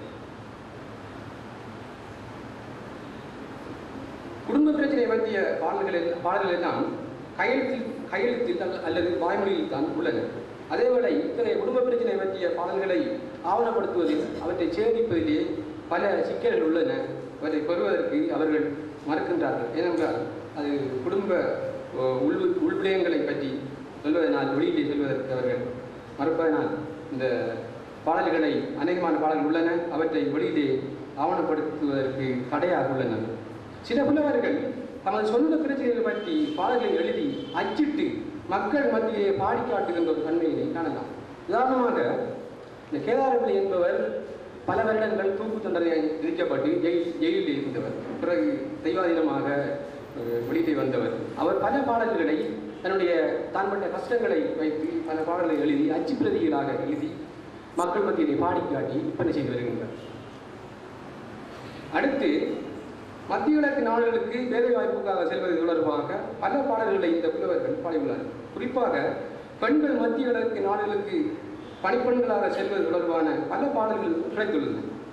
முக்கியமாக 1980களில் குறிப்பாக முஸ்லீம் பெண்கள் மத்திய கிழக்கு நாடுகளுக்கு பணிப்பெண்களாக செல்கின்ற போக்கு அதிகரித்த போதும் இந்த சமூகத்தில் ஏற்பட்ட எதிர்வினைகளை பிரதிபலிக்கின்ற பல பாடல்கள் தோன்றியுள்ளன. இதில் ஒரு முக்கியமான பாடல், ஒரு நெடும்பாடல், வெளிநாடு போன வெள்ளம்மா என்கின்ற பாடல். இது 7வது பகுதியிலே 1986ஆம் ஆண்டு பாடப்பட்டு பல்வேறு வடிவங்களிலே கூத்து வடிவம், வில்லிப்பாட்டு வடிவம் போன்ற வடிவங்களிலே பாடப்பட்டது. அதுபோல் பல பாடல்கள் கிடைக்கப்பட்டது. இப்பாடல்கள் மத்திய கிழக்கு நாடுகளில் பெண்கள் எதிர்நோக்கும் பிரச்சினைகள், முகவர்களால் ஏழைகள் ஏமாற்றப்படுதல், குடும்ப சீரழிவு, கணவன்மாரின் ஊதாரித்தனம் ஆகிய நடைமுறை பிரச்சனைகளை எடுத்துக்காட்டுவனவாக உள்ளன. அடுத்து இந்த புலவர்கள் அரசியல் சார்ந்த பல பாடல்களை பாடியுள்ளார்கள். இதிலே ஆரம்பகால பாடல்கள் கட்சி சார்ந்த பாடல்களாக உள்ளன. அதாவது பிரச்சார பாடல்களாக இந்த பாடல்கள் உள்ளன. அடுத்து இந்த இனமுரண்பாடும் போராட்டம் நிலவிய காலகட்டங்களில் இவற்றை பொருளாக கொண்டு அதிகமான பாடல்களை இவர்கள் பாடியுள்ளார்கள். அந்த வகையில் ஆரம்ப காலங்களில் இந்த இன முரண்பாட்டை பொருளாக கொண்ட பல பாடல்கள் உருவாக்கியுள்ளன. ஆயினும் நாட்டினுடைய சுதந்திரமற்ற நிலை காரணமாக இந்த பாடல்கள் பேணப்படவில்லை. அதில் முக்கியமான பாடலை குறிப்பிடலாம். அச்சிலே வந்த பாடல் திருக்கோயிலைச் சேர்ந்த ராசையா அவர் இறந்து விட்டார். அவர் பாடிய பாடல் திருக்கோயில் சித்திரவேல் செம்மல் பேரில் தமிழ் மொழி அனுதாப பத்து என்கின்ற நூல். இதிலே இந்த இன முரண்பாட்டுக்கு எதிரான மிகவும் ஆக்ரோஷமான அவருடைய பல பாடல்கள் அவர் அதிலே பாடியுள்ளார். உதாரணமாக பாடல்களை வந்துள்ளேன். அடுத்தது இதன் பின் ஆய்வுப் போராட்டம் இடம்பெற்ற சூழலில் கிராமிய புலவர்களின் பாடல்களிலே இரு போக்குகள் காணப்பட்டன. ஒன்று இன விடுதலை சார்ந்த பாடல்கள், போரின் அவலங்களை சித்தரிக்கும் பாடல்கள். இன விடுதலை சார்ந்த பாடல்கள் அநேகமாக உருவாக்கப்பட்ட போது அவை எதுவும் பேணப்படவில்லை. இப்போது அவற்றை பேணுவதில் பல இடர்பாடுகள் உள்ளன. ஒரு சில பாடல்களை இதை தந்துள்ளேன். இக்காலகட்டத்தில் உருவாக்கிய அரசியல் சார்ந்த பாடல்களில் அதிகமானவை போரின் கொடூரங்களையும் மக்கள் அனுபவித்த அவலங்களையும் பாடுபொருளாக கொண்டன. குறிப்பாக இடப்பெயர்வு, அகதி வாழ்வு என்பன பற்றி இந்த பாடல்களிலே முக்கியமாக பேசப்பட்டன. இந்த பாடல்கள் கிடைக்கப்பட்ட பாடல்களில் அதிகமானவை 2007ஆம் ஆண்டு இடம்பெற்ற இறுதிக்கட்ட யுத்தத்தின் போது இந்த மக்கள் இடம்பெயர்ந்து சென்றது, அவர்கள் அகதி வாழ்க்கை அனுபவித்தது என்பவற்றை பொருளாக தன்னுடைய சொந்த வாழ்வியலை பொருளாக கொண்டு பல பாடல்கள் எழுதப்பட்டுள்ளன. இதை இன்னும் ஒரு முக்கியமான போக்கு இந்த போரின் கொடூரங்கள் பற்றிய பாடல்களில் தங்களுடைய குடும்பங்களிலே ஏற்பட்ட அவலங்களை, தங்களுடைய குடும்பங்களிலே ஏற்பட்ட இழப்புகளை கூட அவர்கள் பாடல்களாக எழுதி வெளியிட்டுள்ளார்கள். உதாரணமாக தம்பிராசா என்பவர் தன்னுடைய மகன் ஆயுததாரிகளால் கைது செய்யப்பட்டு அவலமான முறையிலே கொண்டு செல்லப்பட்டு பிறகு காணாமல் போன சம்பவத்தை வைத்து 2 பாட தொகுதிகளை அவர் பாடியுள்ளார். வன்செயல் கட்டுப்பாடல், முருகன் பக்தி பதம் என்ற பாடல்களை 90களிலே அவர் பாடியுள்ளார். அடுத்தது கிராமிய புலவர்களின் பாடல்களில் கணிசமானவை தமது பிரதேச கோயில்கள் பற்றிய வரலாற்று பாடல்களாகவும் வழிபாட்டு பாடல்களாகவும் அமைந்தன. இவ்வழிபாட்டு பாடல்கள் பெரும்பாலும் வளம் வேண்டுவனமாக அமைந்தன. இவை மத பாடல்களாக அமைந்த அதே வேளை சமகால பிரச்சனைகளால் பாதிக்கப்பட்ட உணர்வோட்டத்தையும் அவை கொண்டுள்ளன. குறிப்பாக இந்த போராட்டம் நிலவிய காலகட்டங்களில் தெய்வங்கள் மீது பாடப்பட்ட இந்த பாடல்கள் பலவற்றிலும் போரின் அவலங்களால் தாம் பாதிக்கப்பட்ட மனநிலையினுடைய வெளிப்பாட்டை இந்த பாடல்களிலே காணலாம். மட்டக்களப்பு அமுதவழி பிள்ளையார் அகவல் விநாயகர் தோத்திரம் என்ற பாடல் வெளிப்பார்வைக்கு சமய பாடலாக தெரிகிறது. ஆனால் உள்ளே முற்றிலும் போரின் அவலங்களை பற்றி பாடுகின்றது பாடல். இதுவரை கூறியவற்றை நோக்குகின்ற போது இப்பாடல்கள் கிராமிய மக்களின் வாழ்வியல் செயற்பாட்டுக்கு முக்கிய பங்களிப்பு செய்யும் வெகுசன இலக்கியங்களாக உள்ளமை தெரிகின்றது. இவற்றுக்கு மேலாக வடிவம் சார்ந்த பல்வேறு இலக்கிய பண்புகளையும் அவை கொண்டுள்ளது. ஆனால் இப்பாடல்கள் எதுவும் ஆவணப்படுத்தப்படவில்லை. இவற்றை ஆவணப்படுத்துவது எமது பிரதான கடனாகும். இதனூடாகவே எமது இலக்கிய வரலாற்றை முழுமையுற செய்ய முடியும். இந்த ஆவணப்படுத்தலை செய்ய முன்னர் இந்த பாடல்களை வாய்மொழி பாரம்பரியத்தில் தனியானதொரு வகைப்பாடாக அங்கீகரிப்பதும் அதனை ஏற்றுக்கொள்வதும் அவசியமாகும். ஏனென்றால் இப்பாடல் மரபினை நியமமான வாய்மொழி பாடல்களாக கொள்வதா அல்லது தனியானதொரு வாய்மொழி பாடல் வகையாக கொள்வதா என்ற குழப்ப நிலை இன்றும் பலரிடம் உண்டு. அவ்வாறு தனியானதொரு வாய்மொழி பகுதியாக கொள்கின்ற போது அதனை குறிப்பிடுவதற்கு பொருத்தமானதொரு சொல்லாட்சியை உருவாக்குவதும் அவசியமாகும். இது பற்றி இலக்கிய அறிஞர்கள் மத்தியில் வாத பிரதிவாதங்கள் இடம்பெற வேண்டும். ஆனால் இதுவரை அத்தகைய வாதங்கள் இடம்பெற்றதாக தெரியவில்லை. இப்பாடல்கள் பற்றி கட்டுரைகள் எழுதியவர்கள் கூட இது பற்றி சிந்தித்ததாக தெரியவில்லை. சிலர் அரை வாய்மொழி, பாதி வாய்மொழி, ஓரளவு வாய்மொழி, எழுத்து நிலை பெற்ற வாய்மொழி பாடல்கள் என்றெல்லாம் குறிப்பிடுவது சற்றும் பொருத்தமானதாக அமையும். இம்மரபை சுட்டும் சொல் எழுத்து மரபினதும் வாய்மொழி மரபினதும் இணைவு, வாய்மொழி பாரம்பரியத்தின் பகுதியாக அவை அமைதல் ஆகிய பண்புகளை வெளிப்படுத்துவதாக அமைய வேண்டும். இவற்றை கருத்தில் கொண்டு எழுத்து மரபு சார்ந்த வாய்மொழி பாடல்கள் என்ற தொடர் சற்று பொருத்தமானது என கருதி இத்தொடரையை கட்டுரையில் நான் பயன்படுத்தியுள்ளேன். எனினும் இது முற்றுமுழுதானதல்ல. இது பற்றி வாதங்கள் இடம்பெற வேண்டும். ஆகவே இதுவரை காலமும் கவனிக்கப்படாமல் இருந்த இந்த பாடல் மரபை ஒரு இலக்கிய தொகுதியாக ஏற்றுக்கொள்வதும் ஆவணப்படுத்துவதும் இலக்கிய வரலாற்றுக்கு நாம் புரிகின்ற முதன்மை பணியாகும். நன்றி.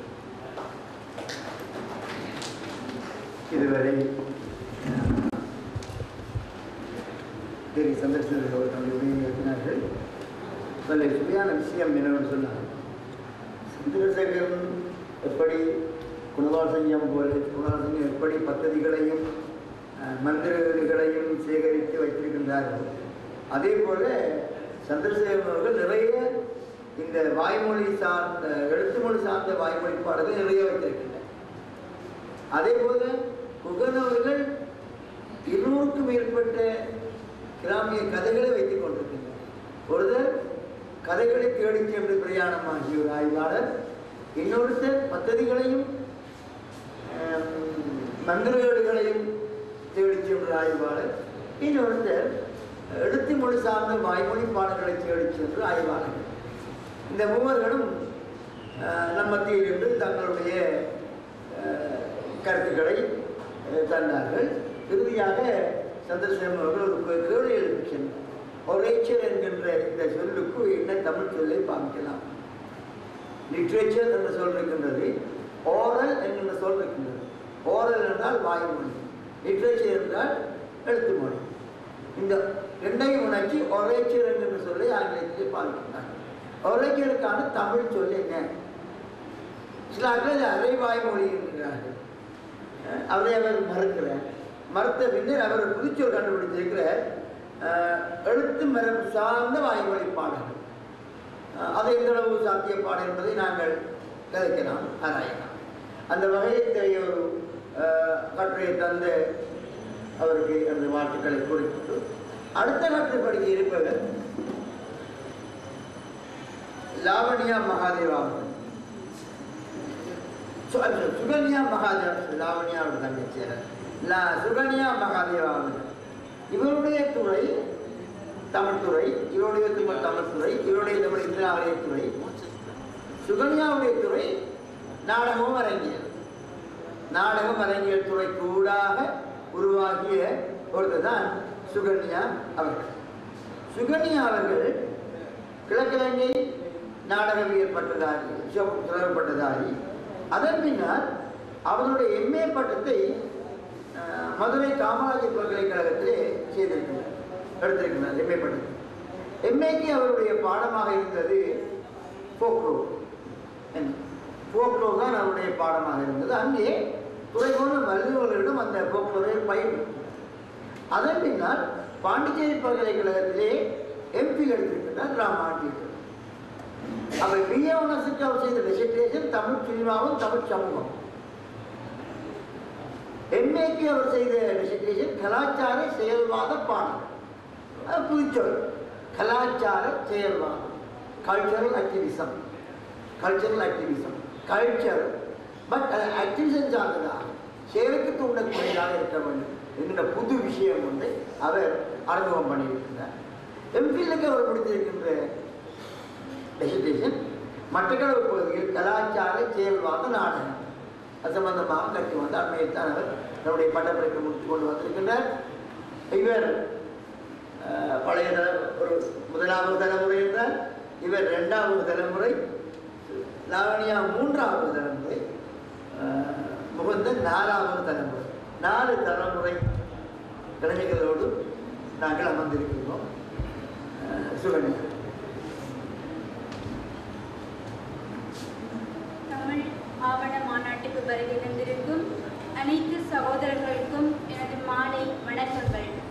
எனது ஆவணப்படுத்தல் கட்டுரையின் தலைப்பு மட்டக்களப்பு பகுதியில் தமிழ் முஸ்லிம் பெண்களிடையே நிலவும் நாட்டார் கதைகள்.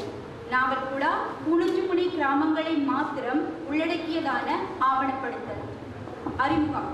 உலகெங்கிலும் உள்ள வரலாறுகள் அனைத்தும் அதிகாரத்தில் உள்ளவர்களால் அவர்களது வெற்றிகளை மாத்திரமே மையப்படுத்தியதாக கட்டமைத்து வந்த சூழலில் இவ்வரலாறுகளில் இடம்பெறாத ஆதிக்கத்தின் கீழ் அகப்பட்டு கொண்ட மக்கள் சார்ந்து பொதுவழியில் பேசுவது, சிந்திப்பது, அதற்கமைவாக செயற்படுவது அவசியமாகும்.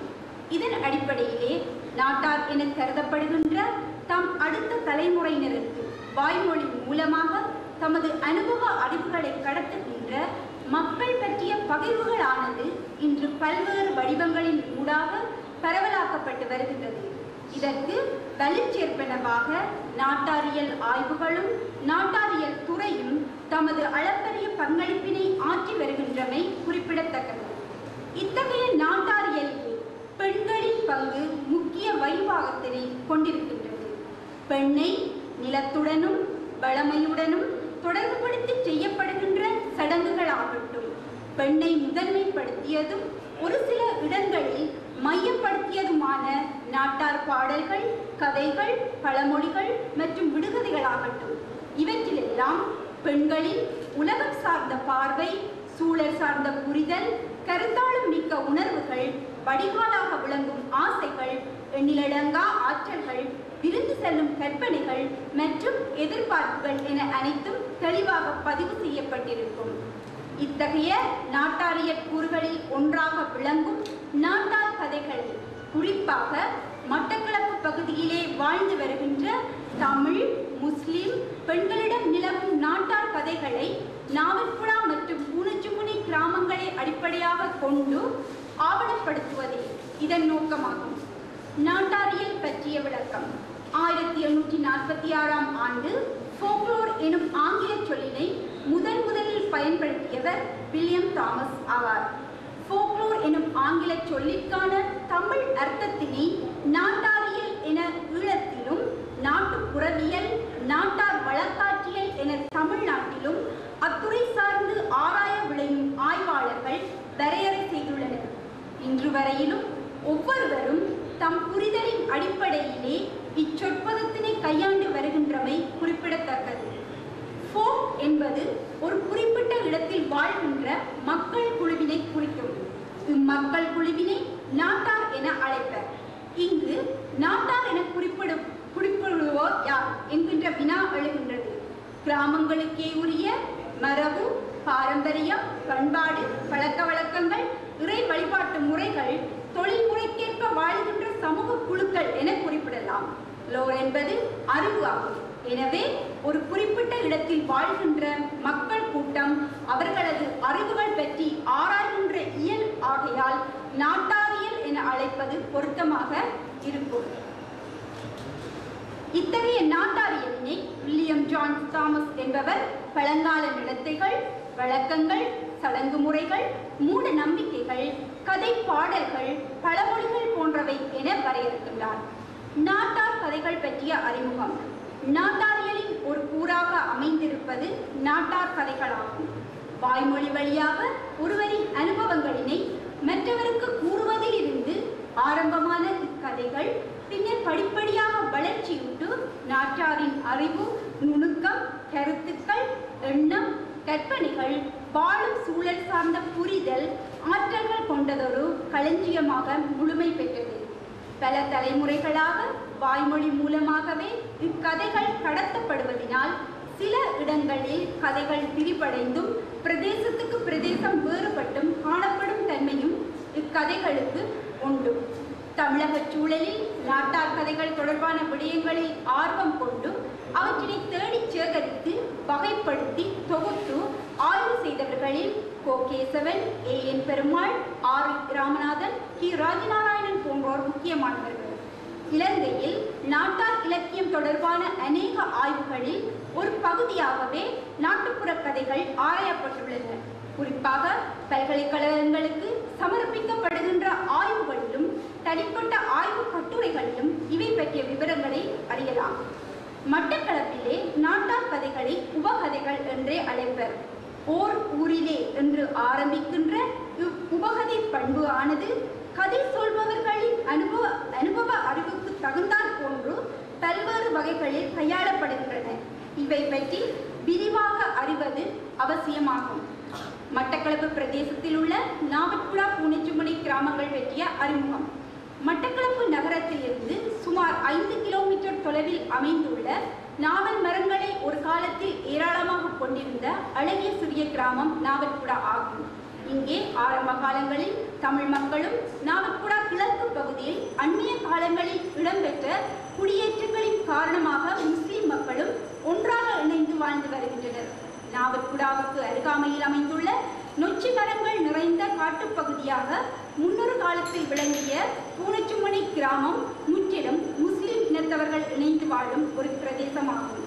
இவ்விரு கிராமங்களிலும் வாழ்கின்ற மக்கள் கடல், ஆறு போன்ற கரையோரங்களை அண்டி வாழ்கின்றமையினால் மீன்பிடித்தல், மீன்கூடு விளைத்தல், தச்சு வேலை, மேசன் வேலை, வீட்டு தோட்டம் செய்தல், மத்திய கிழக்கு நாடுகளுக்கு செல்லுதல், சுய தொழில்களை மேற்கொள்ளல் மற்றும் அரசாங்க தனியார் நிறுவனங்களில் தொழில் புரிதல் என தமக்கான தொழில் வகைகளை தேர்வு செய்து தமது வாழ்வினை மகிழ்ச்சியாக நடாத்துகின்றனர். இந்து மதம், கிறிஸ்தவ மதம், இஸ்லாமிய மதத்தினர் இங்கே இணைந்து வசிக்கின்றனர். யுத்த காலங்களின் போதும் சுனாமியினாலும் தமது குடும்பத்தில் உள்ள ஆண்களை இழந்தவர்கள் பெண் தலைமைத்துவம் கொண்ட குடும்பங்களாக வாழ்ந்து வருகின்றமை குறிப்பிடத்தக்கது. இக்கிராமத்தவரிடத்தே ஏராளமான நாட்டாரியல் கூறுகள் அவர்களது வாழ்வியலுடன் இணைந்துள்ளமையினை அவதானிக்கலாம். பத்தாசி முறை என்று அழைக்கப்படுகின்ற நாட்டார் தெய்வ வழிபாட்டு முறை, முஸ்லிம் மக்களிடம் காணப்படுகின்ற கவி பாடுதல், நாட்டார் மருத்துவம், நாட்டார் விளையாட்டுகள், பழமொழிகள், விடுகதைகள், நாட்டார் பாடல்கள், நாட்டார் கதைகள் என கிராமங்களுக்கே உரித்தான அழகியல் உணர்வினை கொண்டவர்களாக மக்கள் வாழ்ந்து வருகின்றனர். பெண்களிடம் நிலவுகின்ற நாட்டார் கதைகள் வாழமீன் கதை, நாய்க்கதை, மாதவிடாய் கதை, பெண்ணலை ஆணலை கதை, பன்றிக் கதை, நரிக்கதை, பேய்க்கதை, மந்திரக்கதை, தெய்வக்கதை, கரடிக்கதை. இவற்றிலே 5 கதைகள் மாத்திரம் விரிவாக கீழே அறியத்தரப்படுகின்றது. இக்கதைகள் அனைத்தும் அக்கதைகளை சொன்ன பெண்களின் மொழியிலேயே ஆவணப்படுத்தப்பட்டுள்ளது. நேரம் போதாமையின் காரணத்தால் என்னால் கதைகளை விரிவாக இங்கே குறிப்பிட முடியவில்லை. இந்த கதைகள் ஒவ்வொன்றையும் தமிழ் ஆவண மாநாடு தொகுப்பில் நீங்கள் விரிவாக அப்பெண்களின் மொழிநடையிலேயே நீங்கள் வாசித்து அறிந்து கொள்ளக்கூடியதாக இருக்கும். முடிவுரை: எனவே இக்கதைகளை அறிந்து கொள்வதன் மூலம் மட்டக்களப்பு பகுதியில் தமிழ் முஸ்லிம் பெண்களிடம் எவ்வகையான நாட்டார் கதைகள் நிலவுகின்றன என்கின்ற புரிதலினை பெறுவதுடன் அவை சார்ந்த காத்திரமான ஆய்வுகளை வருங்காலங்களில் ஏனையோர் மேற்கொள்வதற்கு ஆவணப்படுத்தல் உறுதுணை புரியும் எனலாம். நன்றி.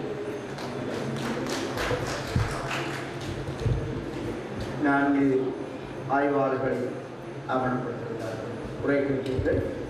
இப்போது உங்களுக்குரிய நேரம். இங்கே ஜி கிருஷ்ணமூர்த்தி அவர்கள் ஒரு வினா கொத்திலே தன்னுடைய அபிப்பிராயமான கோரிக்கைகள் எழுதியிருக்கின்றார். அதை நான் வாசிப்பது அவசியம். அவர் இங்கே பக்கத்தில் இருக்கின்றார். நம்முடைய பழைய வடகிழக்கு மாகாண கல்வி அமைச்சின் பிரதம செயலாளர். அவர் நான் அறிய அந்த காலத்திலிருந்தே இந்த நாட்டுப்புற கதைகளை சேகரித்தல், நாட்டாளியின் ஈடுபாடு கொண்டு உழைத்திருக்கிறவர். ஈழத்து வழக்காட்சியில் பேச்சு மொழி சொற்கள் இறந்து போகும் நிலையில் அவற்றை திரட்டி வகைதவு செய்யும் மாபெரும் பணியிலே நூலக அமைப்பு தனது கணனி தொழில்நுட்ப பயன்பாட்டு அனுபவத்தின் ஊடாக எத்தகைய காத்திரமான பங்களிப்பினை செய்யலாம் என்பதனை முடிவுரையிலே முன்வைக்குமாறு வேண்டிக் கொள்கின்றேன். அவர் சொன்னதை நான் இங்கே முன்வைத்திருக்கின்றேன். எத்தகைய காத்திரமான பங்களிப்பினை செய்யலாம் என்று அவர் கேள்வி இருக்கின்றார். இது சம்பந்தமாக நாங்கள் உரையாடலாம். இங்கிருந்து எந்த கேள்வி இவங்களுக்கு இந்த இதுகள் ஒன்றும் வரவில்லை. அதனுடையால் இன்னும் 6 மணிக்கு தான் இது முடிவடைவதாக இருந்தது. இப்போது 5:20. நாங்கள் வேணுமென்றால் உரையாடலாம்.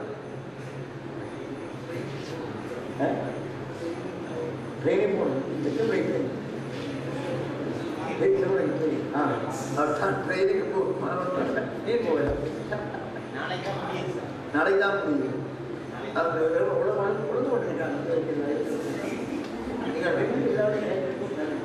யாராவது சம்பந்தமாக தங்களுடைய கருத்துக்களை கூற விரும்பினால் கூறலாம். நேரம் இருக்கின்றது. தாங்கள் முடிக்கலாம். அப்படிலாம்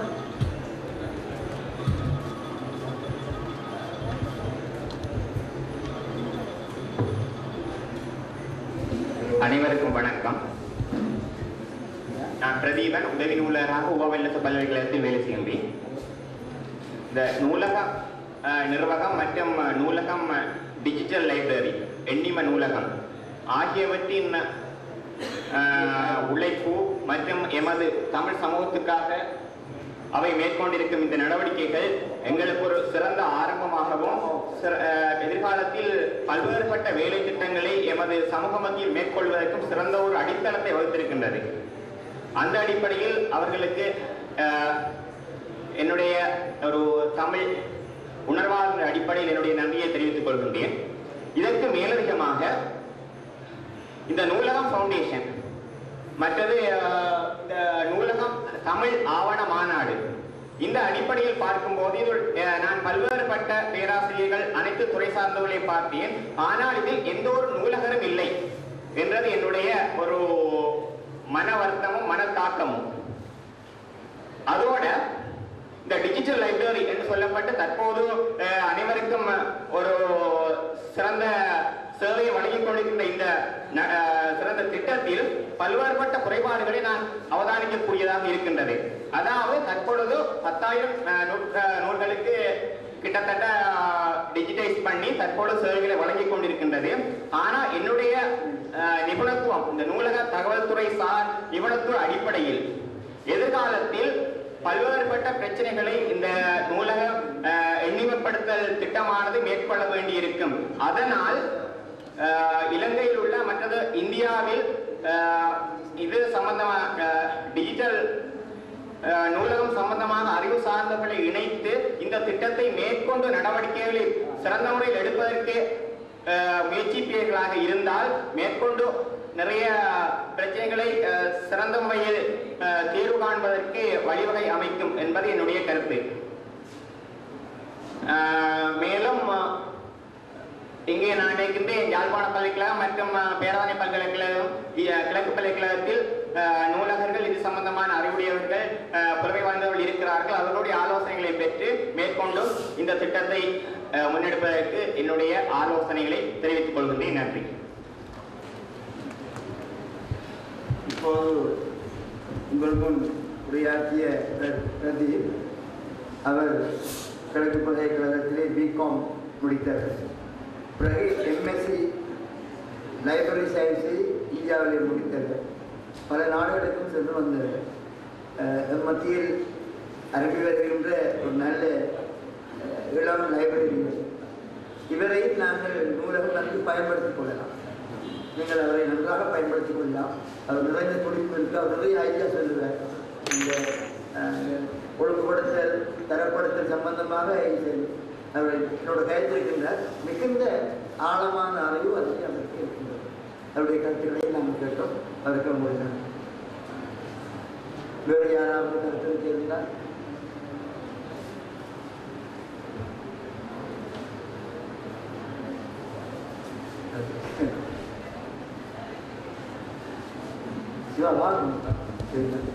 இப்போ முதியவர்கள் பேசாமல் நாம் உட்பட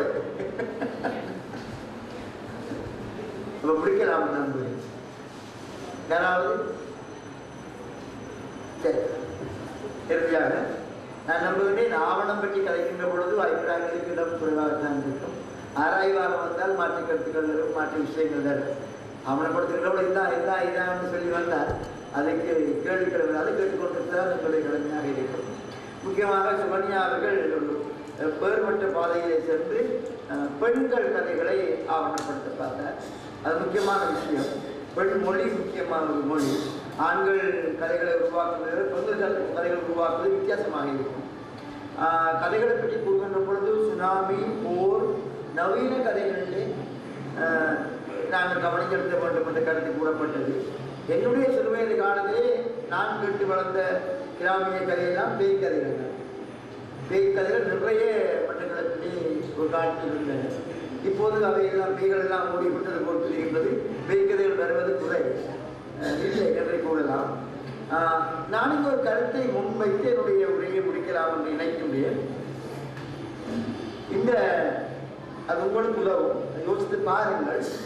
நான் ஏற்றுக்கொள்ள வேண்டும் என்ற அல்ல, ஒரு அபிப்பிராயம் அவ்வளவு. அண்மை காலமாக இந்த நுண்ணரசியல் என்ற ஒரு பதம் பாவிக்கப்படுகிறது. நுண்ணரசியல், அரசியலுக்குள்ளே நுணுக்கமாக பார்த்து கண்டுபிடிக்கிறது. நுண்ணரசியல் பார்ட்டி பாலிடிக்ஸ் அல்ல, அந்த தன்மையை கண்டுபிடித்தல், உண்மையான தன்மையை கண்டுபிடித்தல், மேற்போக்காக பார்க்காமல் உண்மையை நோக்கி போதல் நுண்ணரசியல்.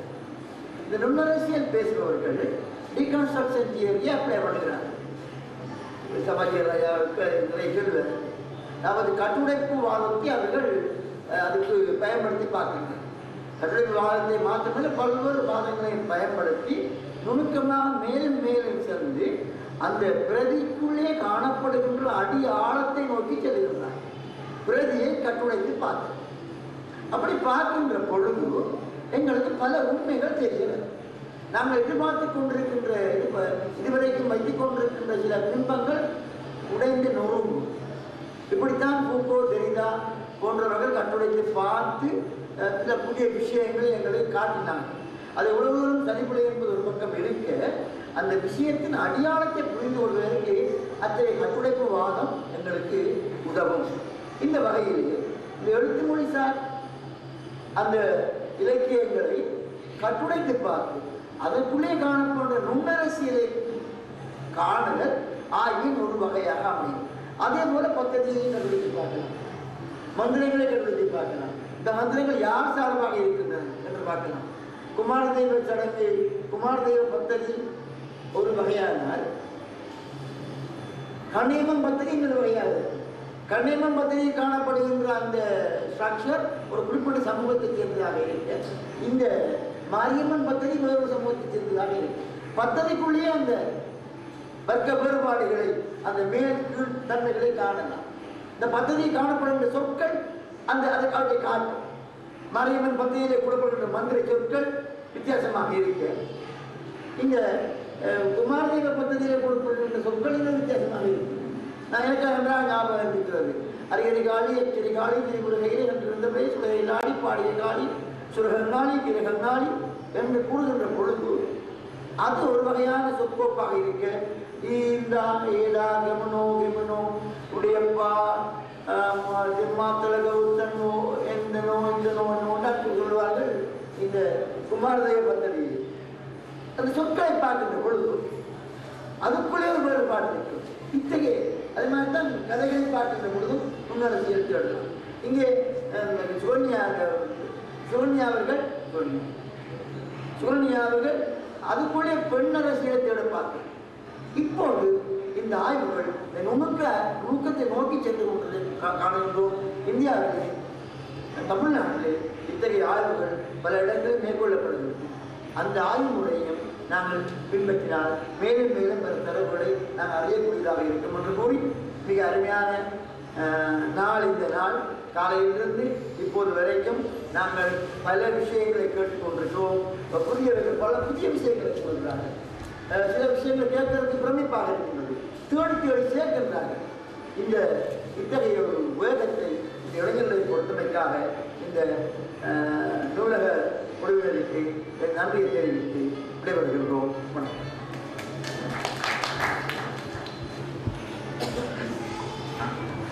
அடுத்ததாக ஆய்வு பத்திரிகைகளை சமர்ப்பித்த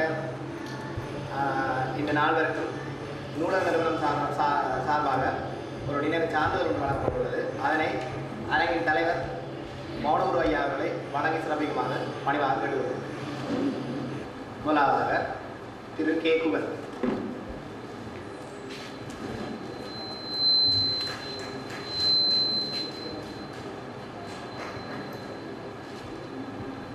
அடுத்ததாக திரு வி குணபாலசிங்கம்.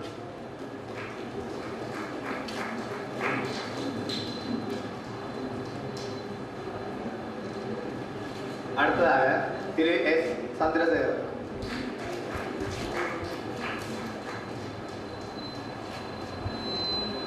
அடுத்ததாக செல்வி மானா சுகன்யா.